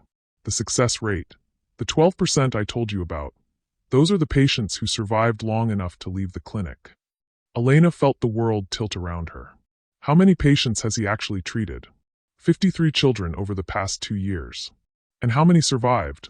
Victor's voice was barely audible. 6. Elena couldn't speak. 6 children out of 53. Not a 12% survival rate. An 11% survival rate if you only counted the children who made it out of the clinic alive. You're taking my dying daughter to a clinic in Mexico that has killed 47 children. Elena. 47 children, Victor. 47 families who trusted this Dr. Webb with their most precious thing, and he failed them all. But 6 survived. 6 children who would have died are alive today because 47 died. Elena's voice echoed through the plane. 47 children died in agony from experimental treatments while their parents watched helplessly in a foreign country with no legal recourse. Dr. Kim looked up from her corner. Mr. Hartman, you didn't tell me we were going to Mexico. I don't have authorization to practice in Mexico.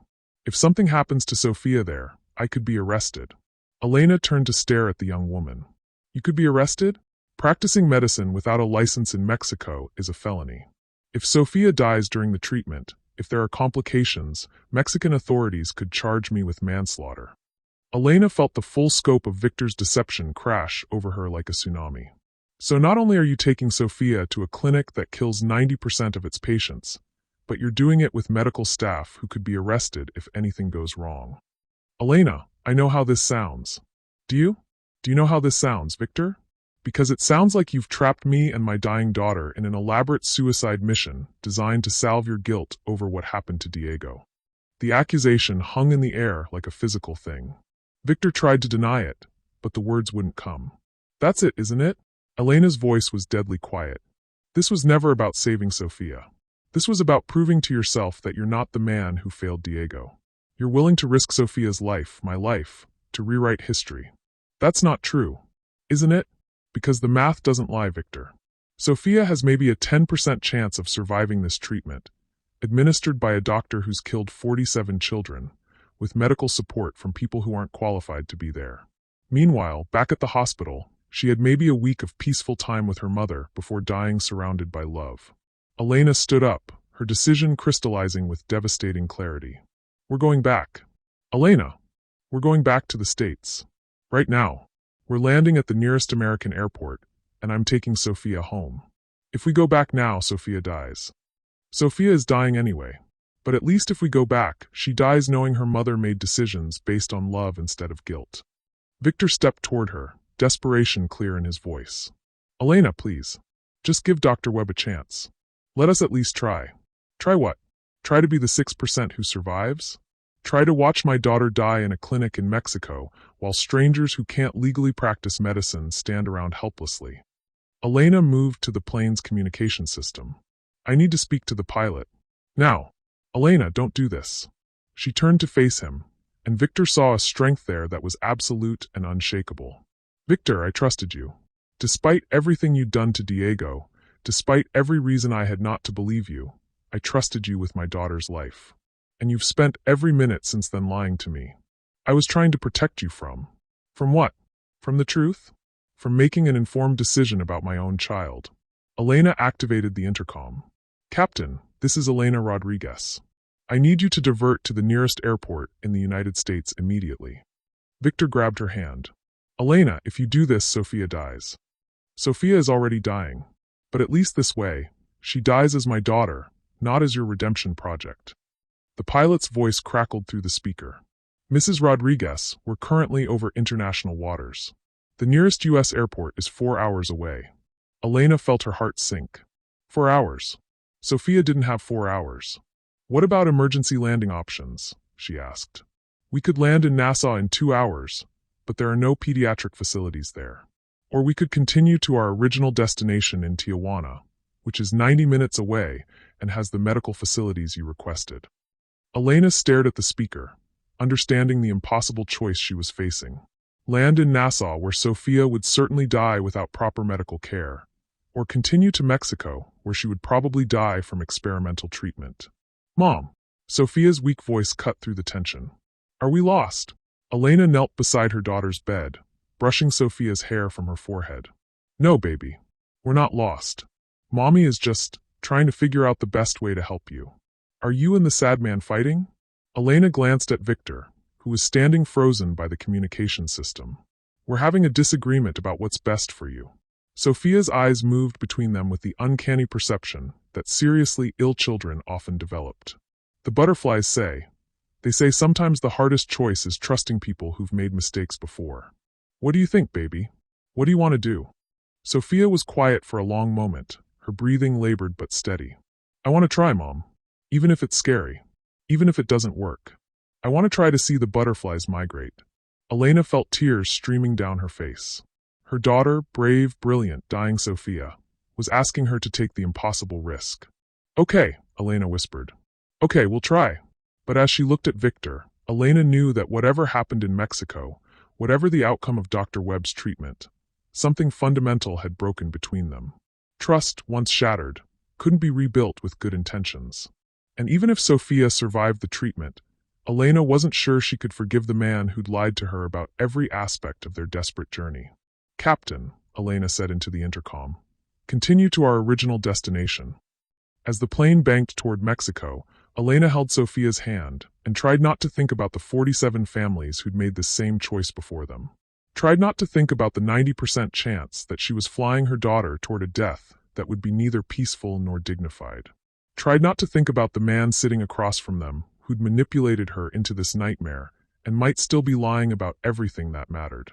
But as Sophia drifted into an uneasy sleep, Elena found herself hoping, despite everything, despite the odds, despite her shattered trust in Victor, that her daughter would be one of the 6.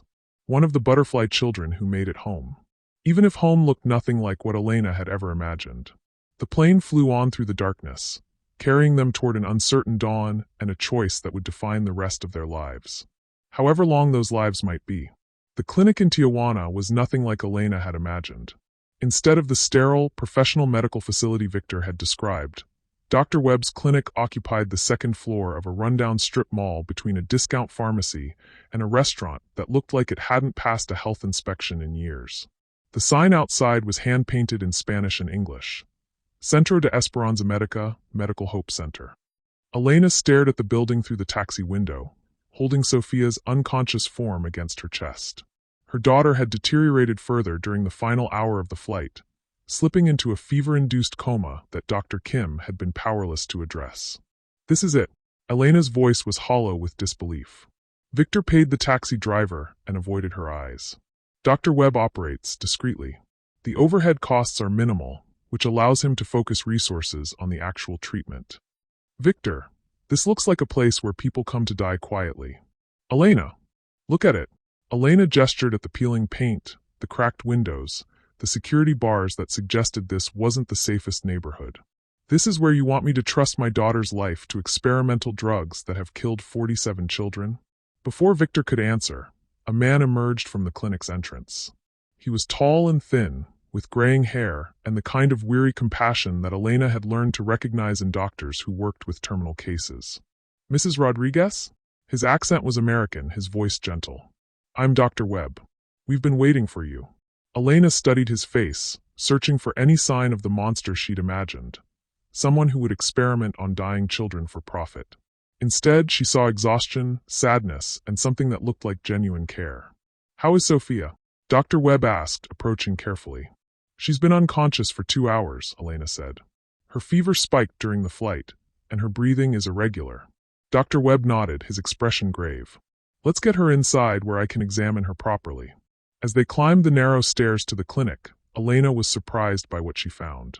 The interior was clean, well-lit, and equipped with medical technology that looked far more sophisticated than the building's exterior suggested. The walls were painted with murals of butterflies and flowers, and soft music played from hidden speakers. It's beautiful, Elena whispered, despite everything. The children like the butterflies, Dr. Webb said simply. Many of them are here for weeks or months. I want them to have something beautiful to look at. He led them to a small examination room where Elena carefully placed Sophia on the bed. Dr. Webb's examination was thorough and gentle, his hands skilled as he checked Sophia's vitals and reviewed her medical history. Mr. Hartman, Dr. Webb said finally, could I speak with you privately? Elena's maternal instincts flared. Anything you have to say about Sophia's treatment, you can say in front of me. Dr. Webb and Victor exchanged a look that made Elena's blood run cold.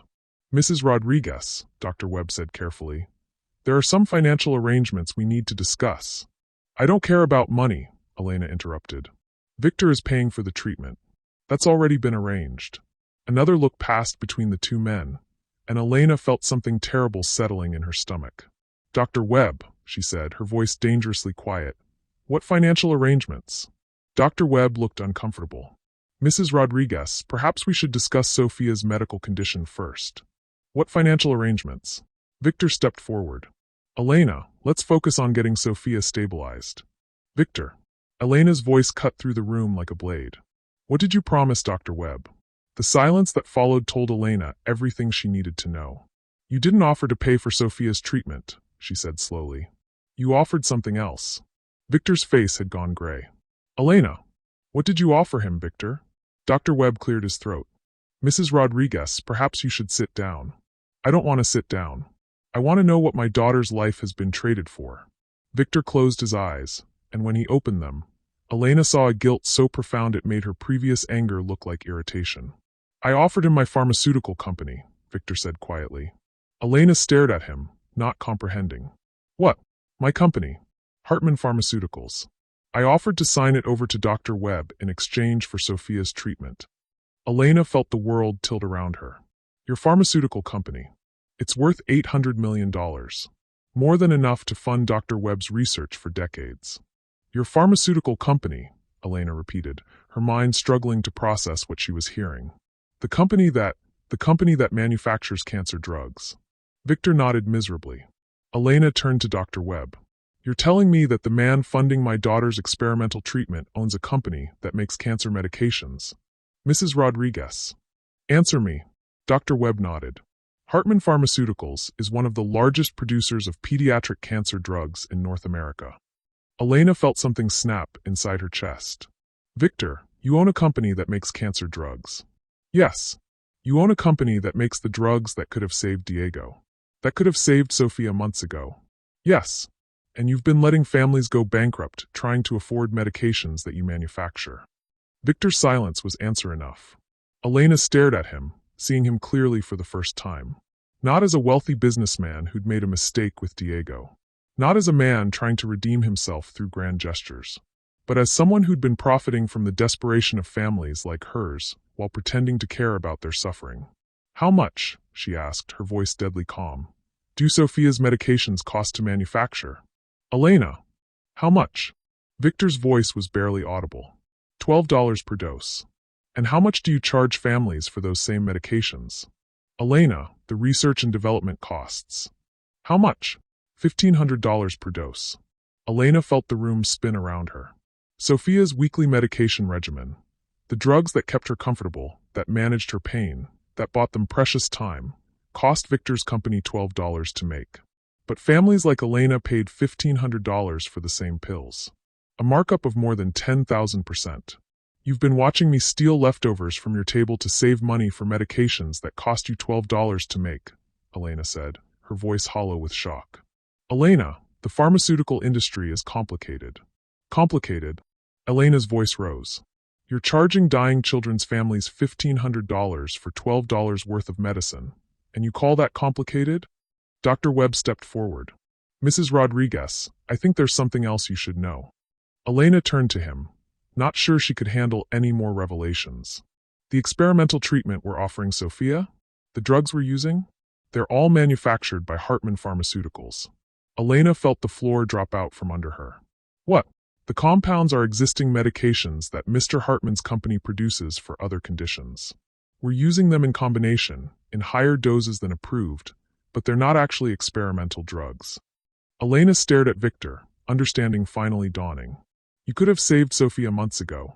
Elena, you could have saved Diego. You could have saved all of those children. The experimental treatment that kills 90% of patients. It's just your own drugs used in combinations you won't approve for cancer because it might cut into your profits. It's not that simple. Isn't it? Elena stepped toward him. Because it looks like you've created a system where families pay astronomical amounts for medications that barely keep their children alive, and when those medications inevitably fail, you offer to experiment on their children with different combinations of the same drugs. Victor tried to speak, but Elena wasn't finished. And when the experiments fail, when the children die from drug combinations that you know are dangerous, the families have no legal recourse because they're in Mexico, and you face no consequences because officially, you had nothing to do with it. Dr. Webb looked uncomfortable. Mrs. Rodriguez, that's not entirely accurate. What part isn't accurate, Dr. Webb? The part where Victor profits from children's suffering, or the part where he experiments on them when the profitable treatments fail? The treatment protocol we're offering Sophia has genuinely helped some children. 6 children out of 53. And how many of those 6 could have been saved with approved treatments if their families could have afforded them? Dr. Webb was quiet. Elena turned back to Victor, her voice shaking with rage. How many children have died because you priced your medications beyond their family's reach? How many families have gone bankrupt buying drugs from you that cost $12 to make? Elena, please. How many, Victor? Victor looked at her with eyes full of shame and pain, and Elena realized that he knew.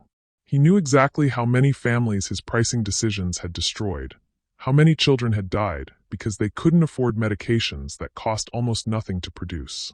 Thousands, he whispered. The admission hung in the air like a physical blow. Elena felt something die inside her chest. Not love, because she'd never truly loved him, but the possibility of love. The hope that beneath his lies and manipulation, there might be a man worth trusting. You're not trying to save Sophia, she said quietly. You're trying to save yourself. That's not true, isn't it?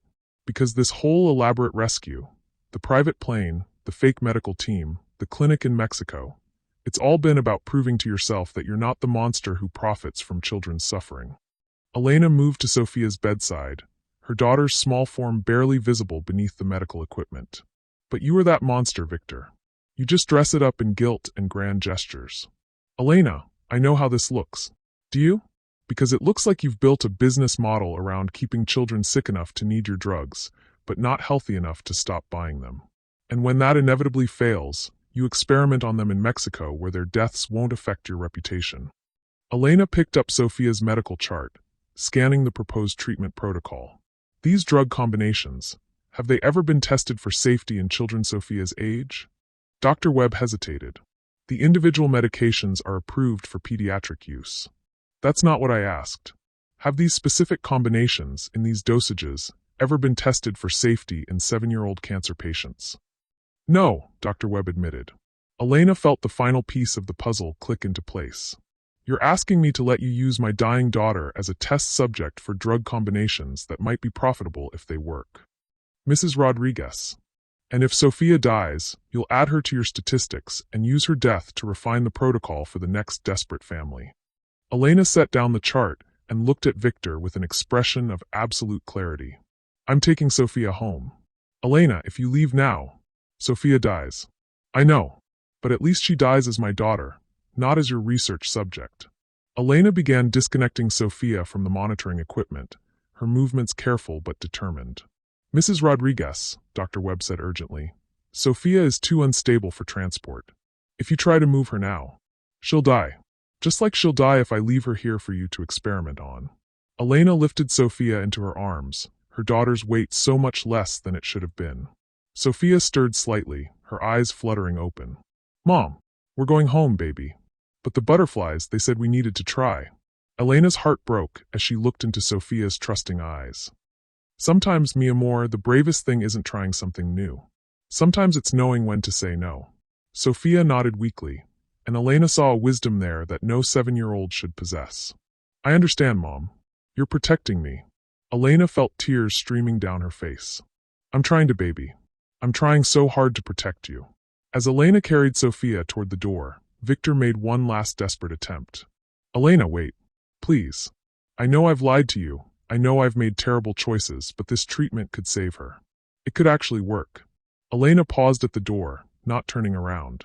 Victor, even if the treatment worked, even if Sophia was one of the 6 who survived, I could never forgive myself for allowing her to be saved by a system that condemns other children to death.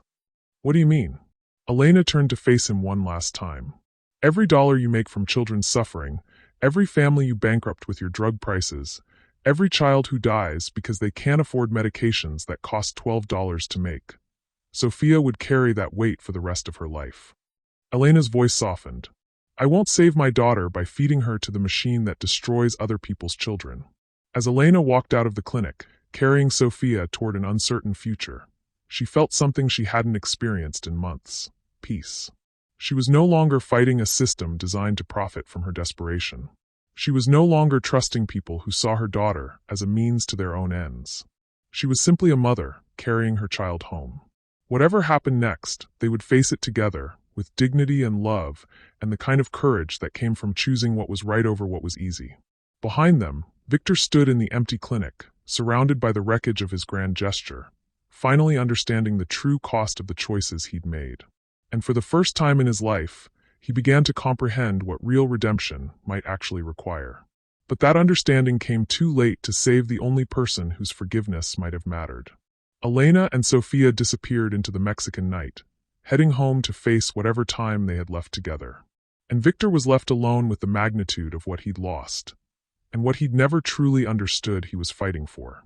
Elena had been home for 3 days when Victor appeared at her door. She almost didn't answer. Sophia was sleeping peacefully in the bedroom they now shared, surrounded by the butterfly pictures she'd drawn during her final week in the hospital.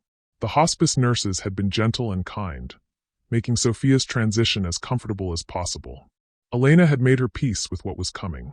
But the knocking persisted, and something in its rhythm, urgent but respectful, made Elena reconsider.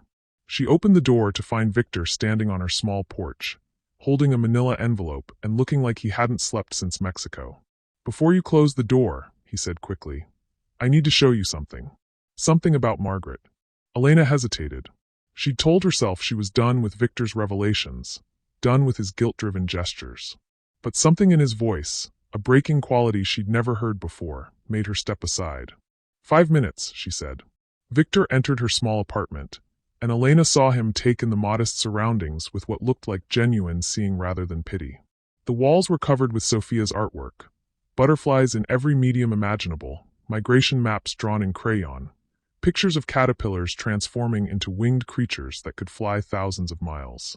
"How is she?" Victor asked. "Comfortable. The hospice team has been wonderful." Elena's voice was steady, but Victor heard the weight of acceptance in it. "She's been having beautiful dreams about butterflies.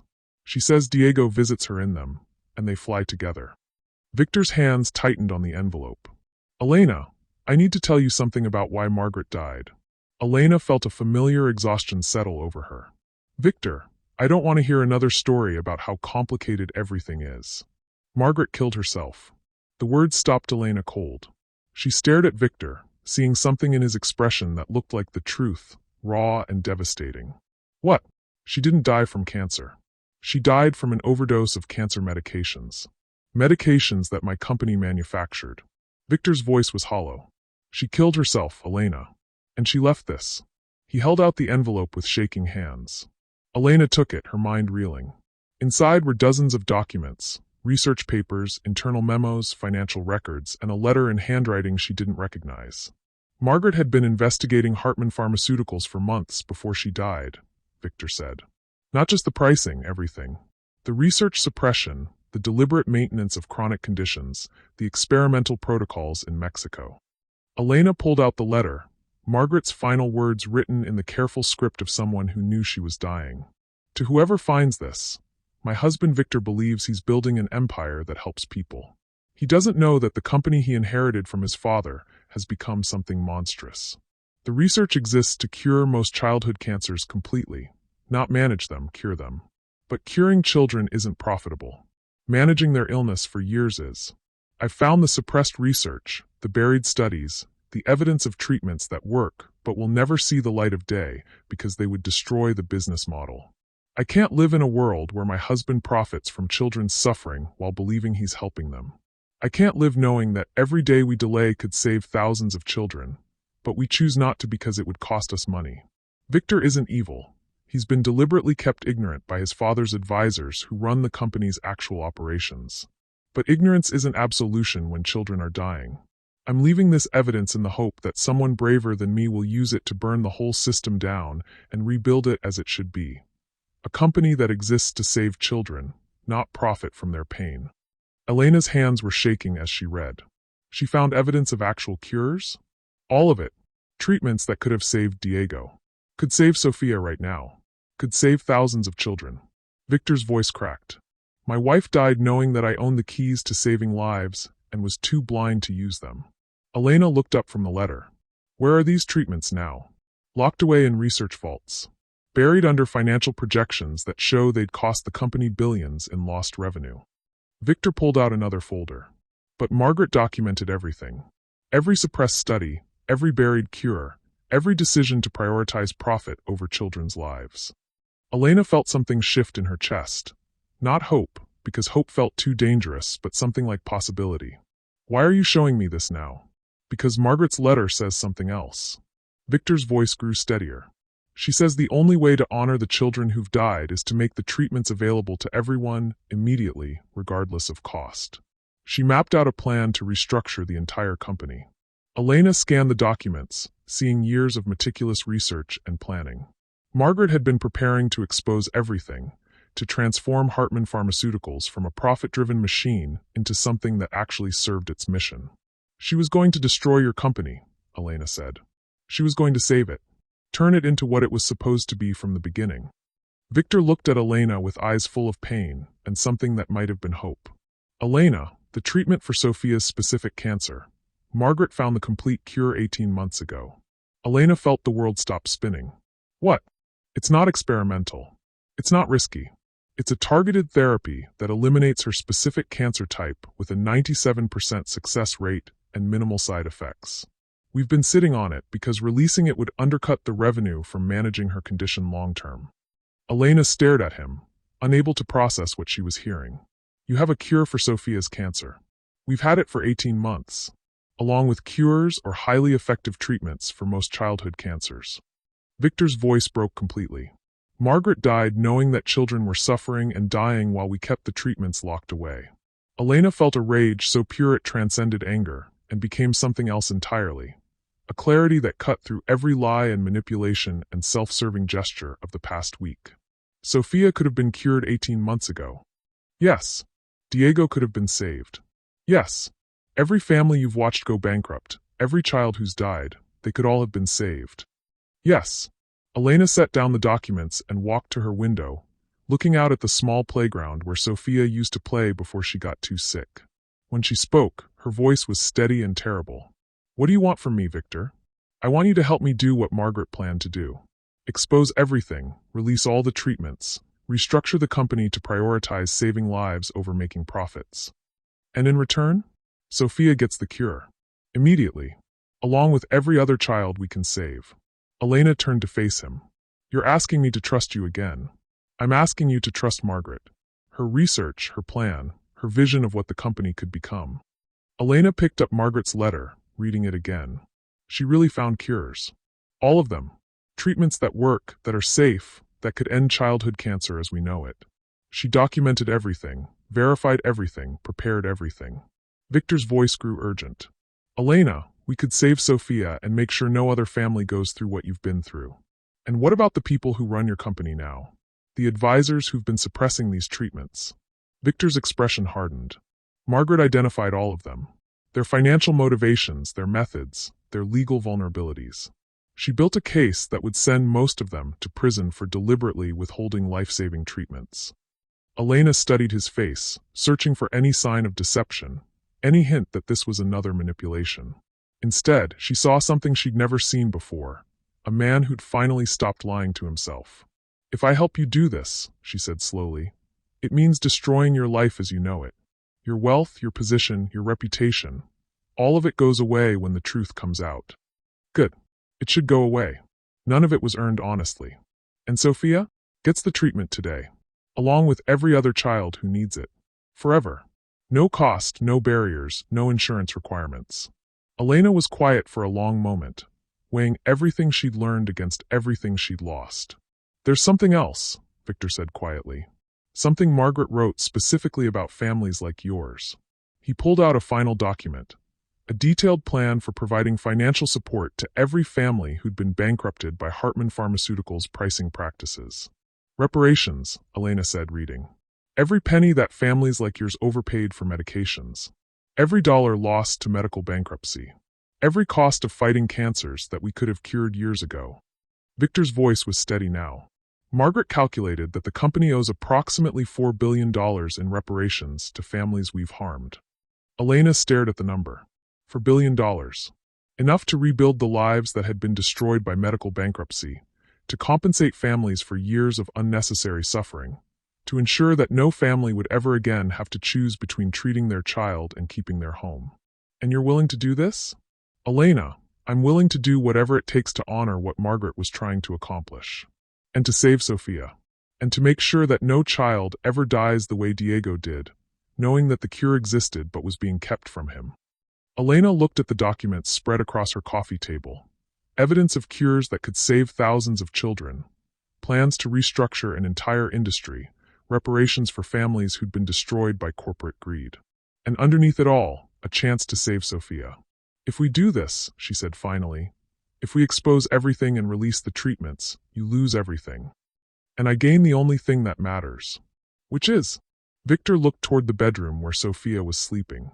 The knowledge that I finally did something worthy of the trust people placed in me. Elena felt something shift inside her chest. Not forgiveness, because that would take time, but the beginning of possibility.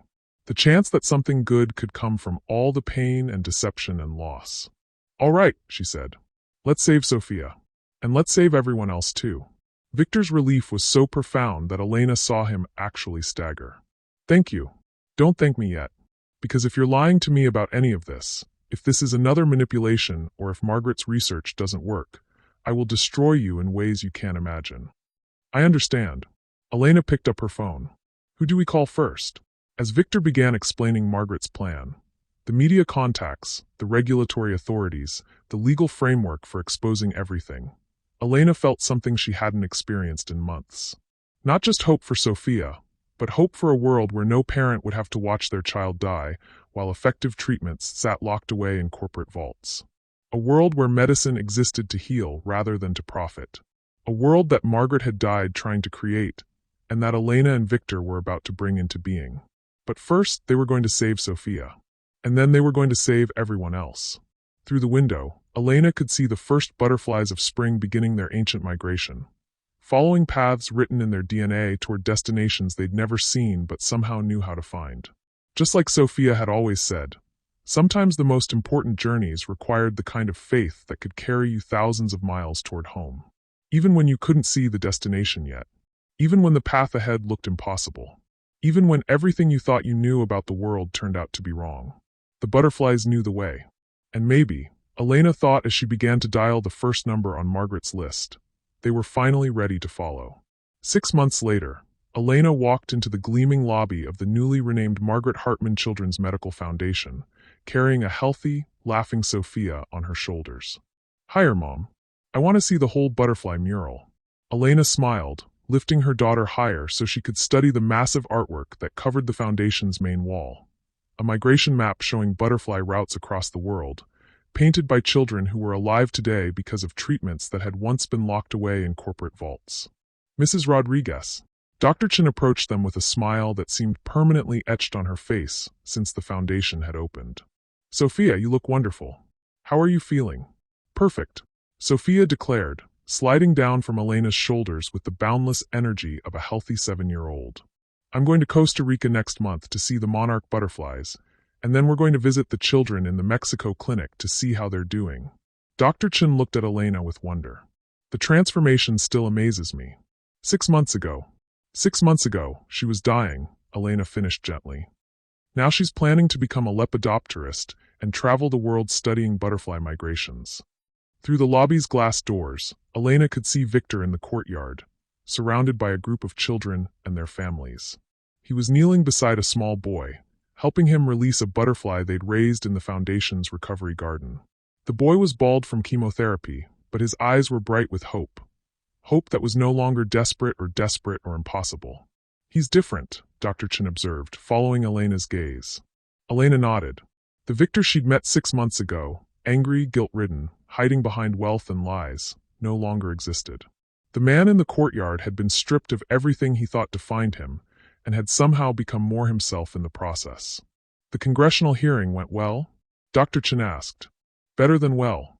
The Justice Department is moving forward with criminal charges against everyone involved in suppressing the treatments. The families who lost children will receive full reparations, and Congress is drafting legislation to prevent pharmaceutical companies from burying research ever again." Elena pulled out her phone and showed Dr. Chin the latest news headlines. "Miracle cures released. Childhood cancer deaths drop 89% in 6 months. Pharmaceutical executives indicted. Decades of suppressed life-saving research exposed. The Margaret Hartman Foundation. How one woman's research is saving thousands." "And the personal cost?" Dr. Chin asked gently. Elena considered the question. Victor had lost everything: his wealth, his company, his position in society. The foundation operated on a non-profit model that would never make him rich again. He lived in a modest apartment, drove a used car, and spent his days working directly with sick children and their families. "He's happier," Elena said simply. "For the first time since I've known him, he's actually happy." Sophia ran back to them, her arms full of drawings from other children. "Mom, look. These are from the kids in Dr. Webb's clinic. They're all getting better now that they have the real medicine." Elena knelt to examine the artwork, crayon drawings of healthy children playing, families together, butterflies flying free. Dr. Webb's clinic had been transformed from a place of desperate experimentation into a legitimate treatment center, offering the proven therapies that had once been suppressed. "And this one's from Maria." Sophia held up a picture of two girls playing together. She's the one who was on the list ahead of me for the old treatment. Now she doesn't need it because the real medicine worked. Elena felt the familiar tightness in her chest that came with thinking about the children who hadn't been saved. The 47 who died in Dr. Webb's clinic before the truth came out. The thousands who died over the years while effective treatments sat locked away. But that grief was balanced now by something else. The knowledge that no other family would face what they'd faced. No other child would die while cures existed but were kept from them. Mrs. Rodriguez? A young woman approached them hesitantly. I'm sorry to interrupt, but I wanted to thank you. Elena recognized her immediately. Sarah Chun, one of the journalists who'd helped expose the story. Sarah, you don't need to thank me. You're the one who brought everything to light. But you're the one who made the choice to trust Margaret's research. To believe that something better was possible. Sarah's eyes were bright with emotion. My little brother was diagnosed with the same cancer Sophia had. 6 months ago, we were told to prepare for the worst. Yesterday, he finished his treatment and rang the bell. Elena felt tears she no longer tried to hide. How is he doing? Running around like a completely normal 4-year-old. Planning his birthday party. Asking when he can start soccer again. Sarah's voice cracked. He's alive because you and Mr. Hartman chose to do the right thing, even when it cost you everything. Elena looked through the glass doors again, watching Victor help another child with the butterfly release. A small girl was crying because her butterfly wouldn't fly, and Victor was patiently explaining that sometimes butterflies needed time to dry their wings, that being patient didn't mean giving up hope. It didn't cost us everything, Elena said quietly. It gave us everything that mattered. Sarah followed her gaze. The two of you, are you? Elena smiled. We're learning to trust each other. It's a slow process, but we're getting there. The truth was more complicated than she could explain to a stranger. She and Victor were building something new, not based on the desperate circumstances that had brought them together, but on the shared commitment to ensuring that Margaret's vision became reality. Some days they worked together seamlessly, united in their mission to help families navigate the medical system. Other days the weight of everything that had happened between them, the lies, the manipulation, the near loss of Sophia, created distance that felt impossible to bridge. But they were trying, learning to communicate honestly, to trust carefully, to build something real from the wreckage of everything that had been false. Sophia seems to think you're perfect for each other, Dr. Chin observed with a smile. Elena laughed. Sophia thinks everyone should be as happy as she is now that she's healthy. She's been trying to matchmake Victor with half the single mothers in our support group. And with you? She's more subtle with me. But yes, she's definitely campaigning for Victor. Elena's expression grew more serious. She sees him the way he really is now, not the way he was when we met. And the way he really is, that's someone worth getting to know. Through the doors, Elena watched Victor's patience with the crying child pay off. The butterfly finally took flight, soaring up toward the courtyard's open sky, and the little girl's tears turned to laughter. I should get Sophia home, Elena said. We have dinner plans. With Victor? Elena nodded. He's cooking. Apparently, he's been taking lessons because he wants to make sure Sophia gains back all the weight she lost during treatment. As they gathered Sophia's things, Elena's phone rang. The caller ID made her smile. It was Diego's mother, calling from Puerto Rico. Abuela, Sophia shouted, grabbing the phone. Guess what? We're coming to visit next month, and I'm completely healthy, and I'm going to teach you about monarch butterfly migration patterns. Elena listened to Sophia chatter excitedly with her grandmother, sharing plans for their upcoming trip. Diego's family had been overjoyed to learn that Sophia was alive and recovering, and they'd become an important part of her healing process. The reparations from the foundation had allowed Elena to take time off work to focus on Sophia's recovery and to reconnect with the family Diego had left behind. For the first time in years, Sophia would grow up knowing her father's family, carrying forward his memory in healthy, happy ways. As they left the foundation, Sophia skipped ahead while Elena walked more slowly, taking in the sight of the building that had become the symbol of everything good that had come from their darkest moments. Mom, Sophia called back to her. Why are you being so slow? Just thinking, baby. About what? Elena considered the question. 6 months ago, she'd been a desperate woman stealing leftovers to save pennies for medicine she couldn't afford. She'd been fighting a system designed to profit from her desperation, trusting a man who'd built his life on lies, facing the death of her daughter with nothing but love and stubborn hope. Now Sophia was healthy and strong. The system that had failed so many families was being rebuilt from the ground up. The man she'd had every reason to hate had become someone she was learning to trust and maybe, eventually, to love. "I'm thinking about butterflies," Elena said finally. "What about them? About how they travel thousands of miles to get home, even when they've never been there before. About how they know the way even when the path looks impossible." Sophia nodded sagely. "That's because they trust their wings, Mom. And they trust that home is real, even when they can't see it yet." Elena smiled, taking her daughter's hand as they walked toward the car. "You're very wise, mi amor. I learned it from the butterflies. And from you. And from Victor, even though he took a while to figure out how to fly." As they drove home, Elena thought about the families they'd met at the foundation, parents who'd been saved from bankruptcy, children who'd been cured of diseases that had once been death sentences, researchers who were finally free to focus on healing rather than profit. She thought about Margaret, the woman she'd never met but whose courage had made all of this possible. Margaret, who'd chosen truth over comfort, justice over security, hope over despair. And she thought about Diego, about the forgiveness she'd finally been able to offer to a man who died trying to save his daughter. Sophia carried his love now without the weight of his failures, free to remember the father who'd fought for her even when he didn't know how to win. "Mom," Sophia said as they pulled into their driveway, "do you think Victor will let me help him cook tonight?" "I think Victor will let you do whatever makes you happy." "Good. Because I want to make butterfly cookies for dessert. To celebrate." "Celebrate what?" Sophia's smile was radiant. "Everything. Being healthy, having you, having Victor, having all our new friends at the foundation. And most of all," she paused dramatically, "celebrating that we found our way home." Elena felt something settle in her chest, something that felt like completion. Not the ending of their story, but the transformation of it into something new and hopeful and true. As they walked up to the house where Victor was waiting with dinner and laughter and the kind of ordinary magic that came from being alive and healthy and loved, Elena realized that Sophia was right. They had found their way home. Not to a place, but to a life built on truth instead of lies, on healing instead of profit, on love that was earned rather than desperate. A life where children like Sophia could grow up healthy and strong, where families didn't have to choose between medical care and financial survival, where love could grow slowly and carefully between people who'd learned to trust each other with the truth. Through the kitchen window, Elena could see Victor setting the table, his movements careful and precise. He looked up as they approached, and his smile when he saw them was worth every difficult moment that had brought them to this place. "Are you ready for dinner?" he called through the glass. Elena looked at Sophia, healthy and happy, and planning to study butterflies around the world. She thought about the foundation that would ensure no other family faced what they'd endured. She thought about the man who'd lost everything that didn't matter and gained everything that did. "We're ready," she called back.